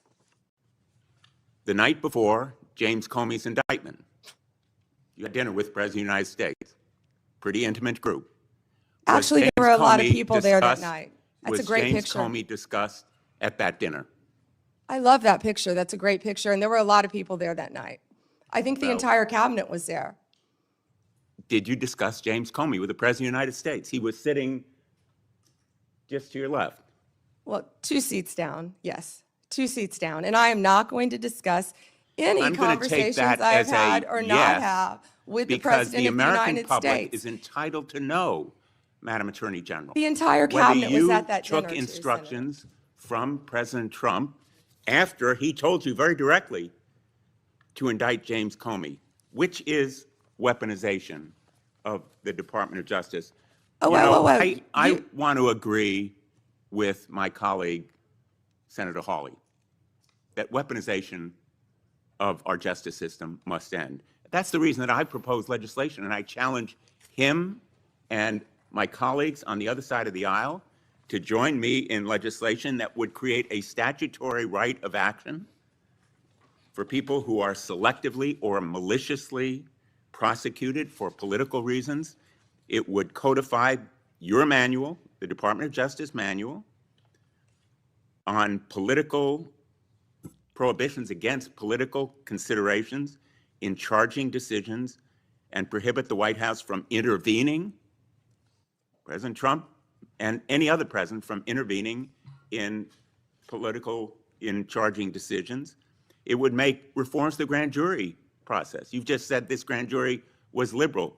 We should reform the grand jury process to ensure that the government is not abusing its power and authority, and it will require transparency and accountability reforms at DOJ so that you will and other attorneys general be held accountable for these kinds of decisions. Will you join me in supporting that kind of reform? Senator Blumenthal, I find it so interesting that you didn't bring any of this up during President Biden's administration when he was doing everything to protect Hunter Biden, his son. And I think you just saw what Director Radcliffe just released. You know, this is an effort to be positive. If I can finish answering the question, I'm not going to yell over you. I'm not going to get in the gutter with you. But information that the Biden administration told them not to investigate Hunter Biden's involvement with Ukraine. I'm not going to be lectured to you about integrity by someone who lied about being in the military just to be elected a senator. The merger between Hewlett-Packard Enterprises and Juniper Network was settled. You authorized the settlement. It was the subject of a lawsuit to block it. The settlement produced virtually no concessions from Hewlett-Packard. It was a settlement that prompted criticism from the Antitrust Division. Did you authorize that settlement yourself? As I stated earlier, Gail Slater is doing an incredible job running the antitrust unit. And as I stated earlier, that is still a pending matter, as you should know with a law degree, did you not, that all mergers. If I can finish answering the question. I'm going to, if I could finish, no, I'm answering the question. Because my time is limited. No, well then don't ask me a question. So, let me just ask you, as I said, you have a law degree. You know that not only are mergers agreed upon, but they have to go to a court of law to be approved. It's a multi-step process. And as I said earlier, that is still pending. And I have full faith in Gail Slater. And Ms. Slater reportedly objected to the settlement. Reportedly. And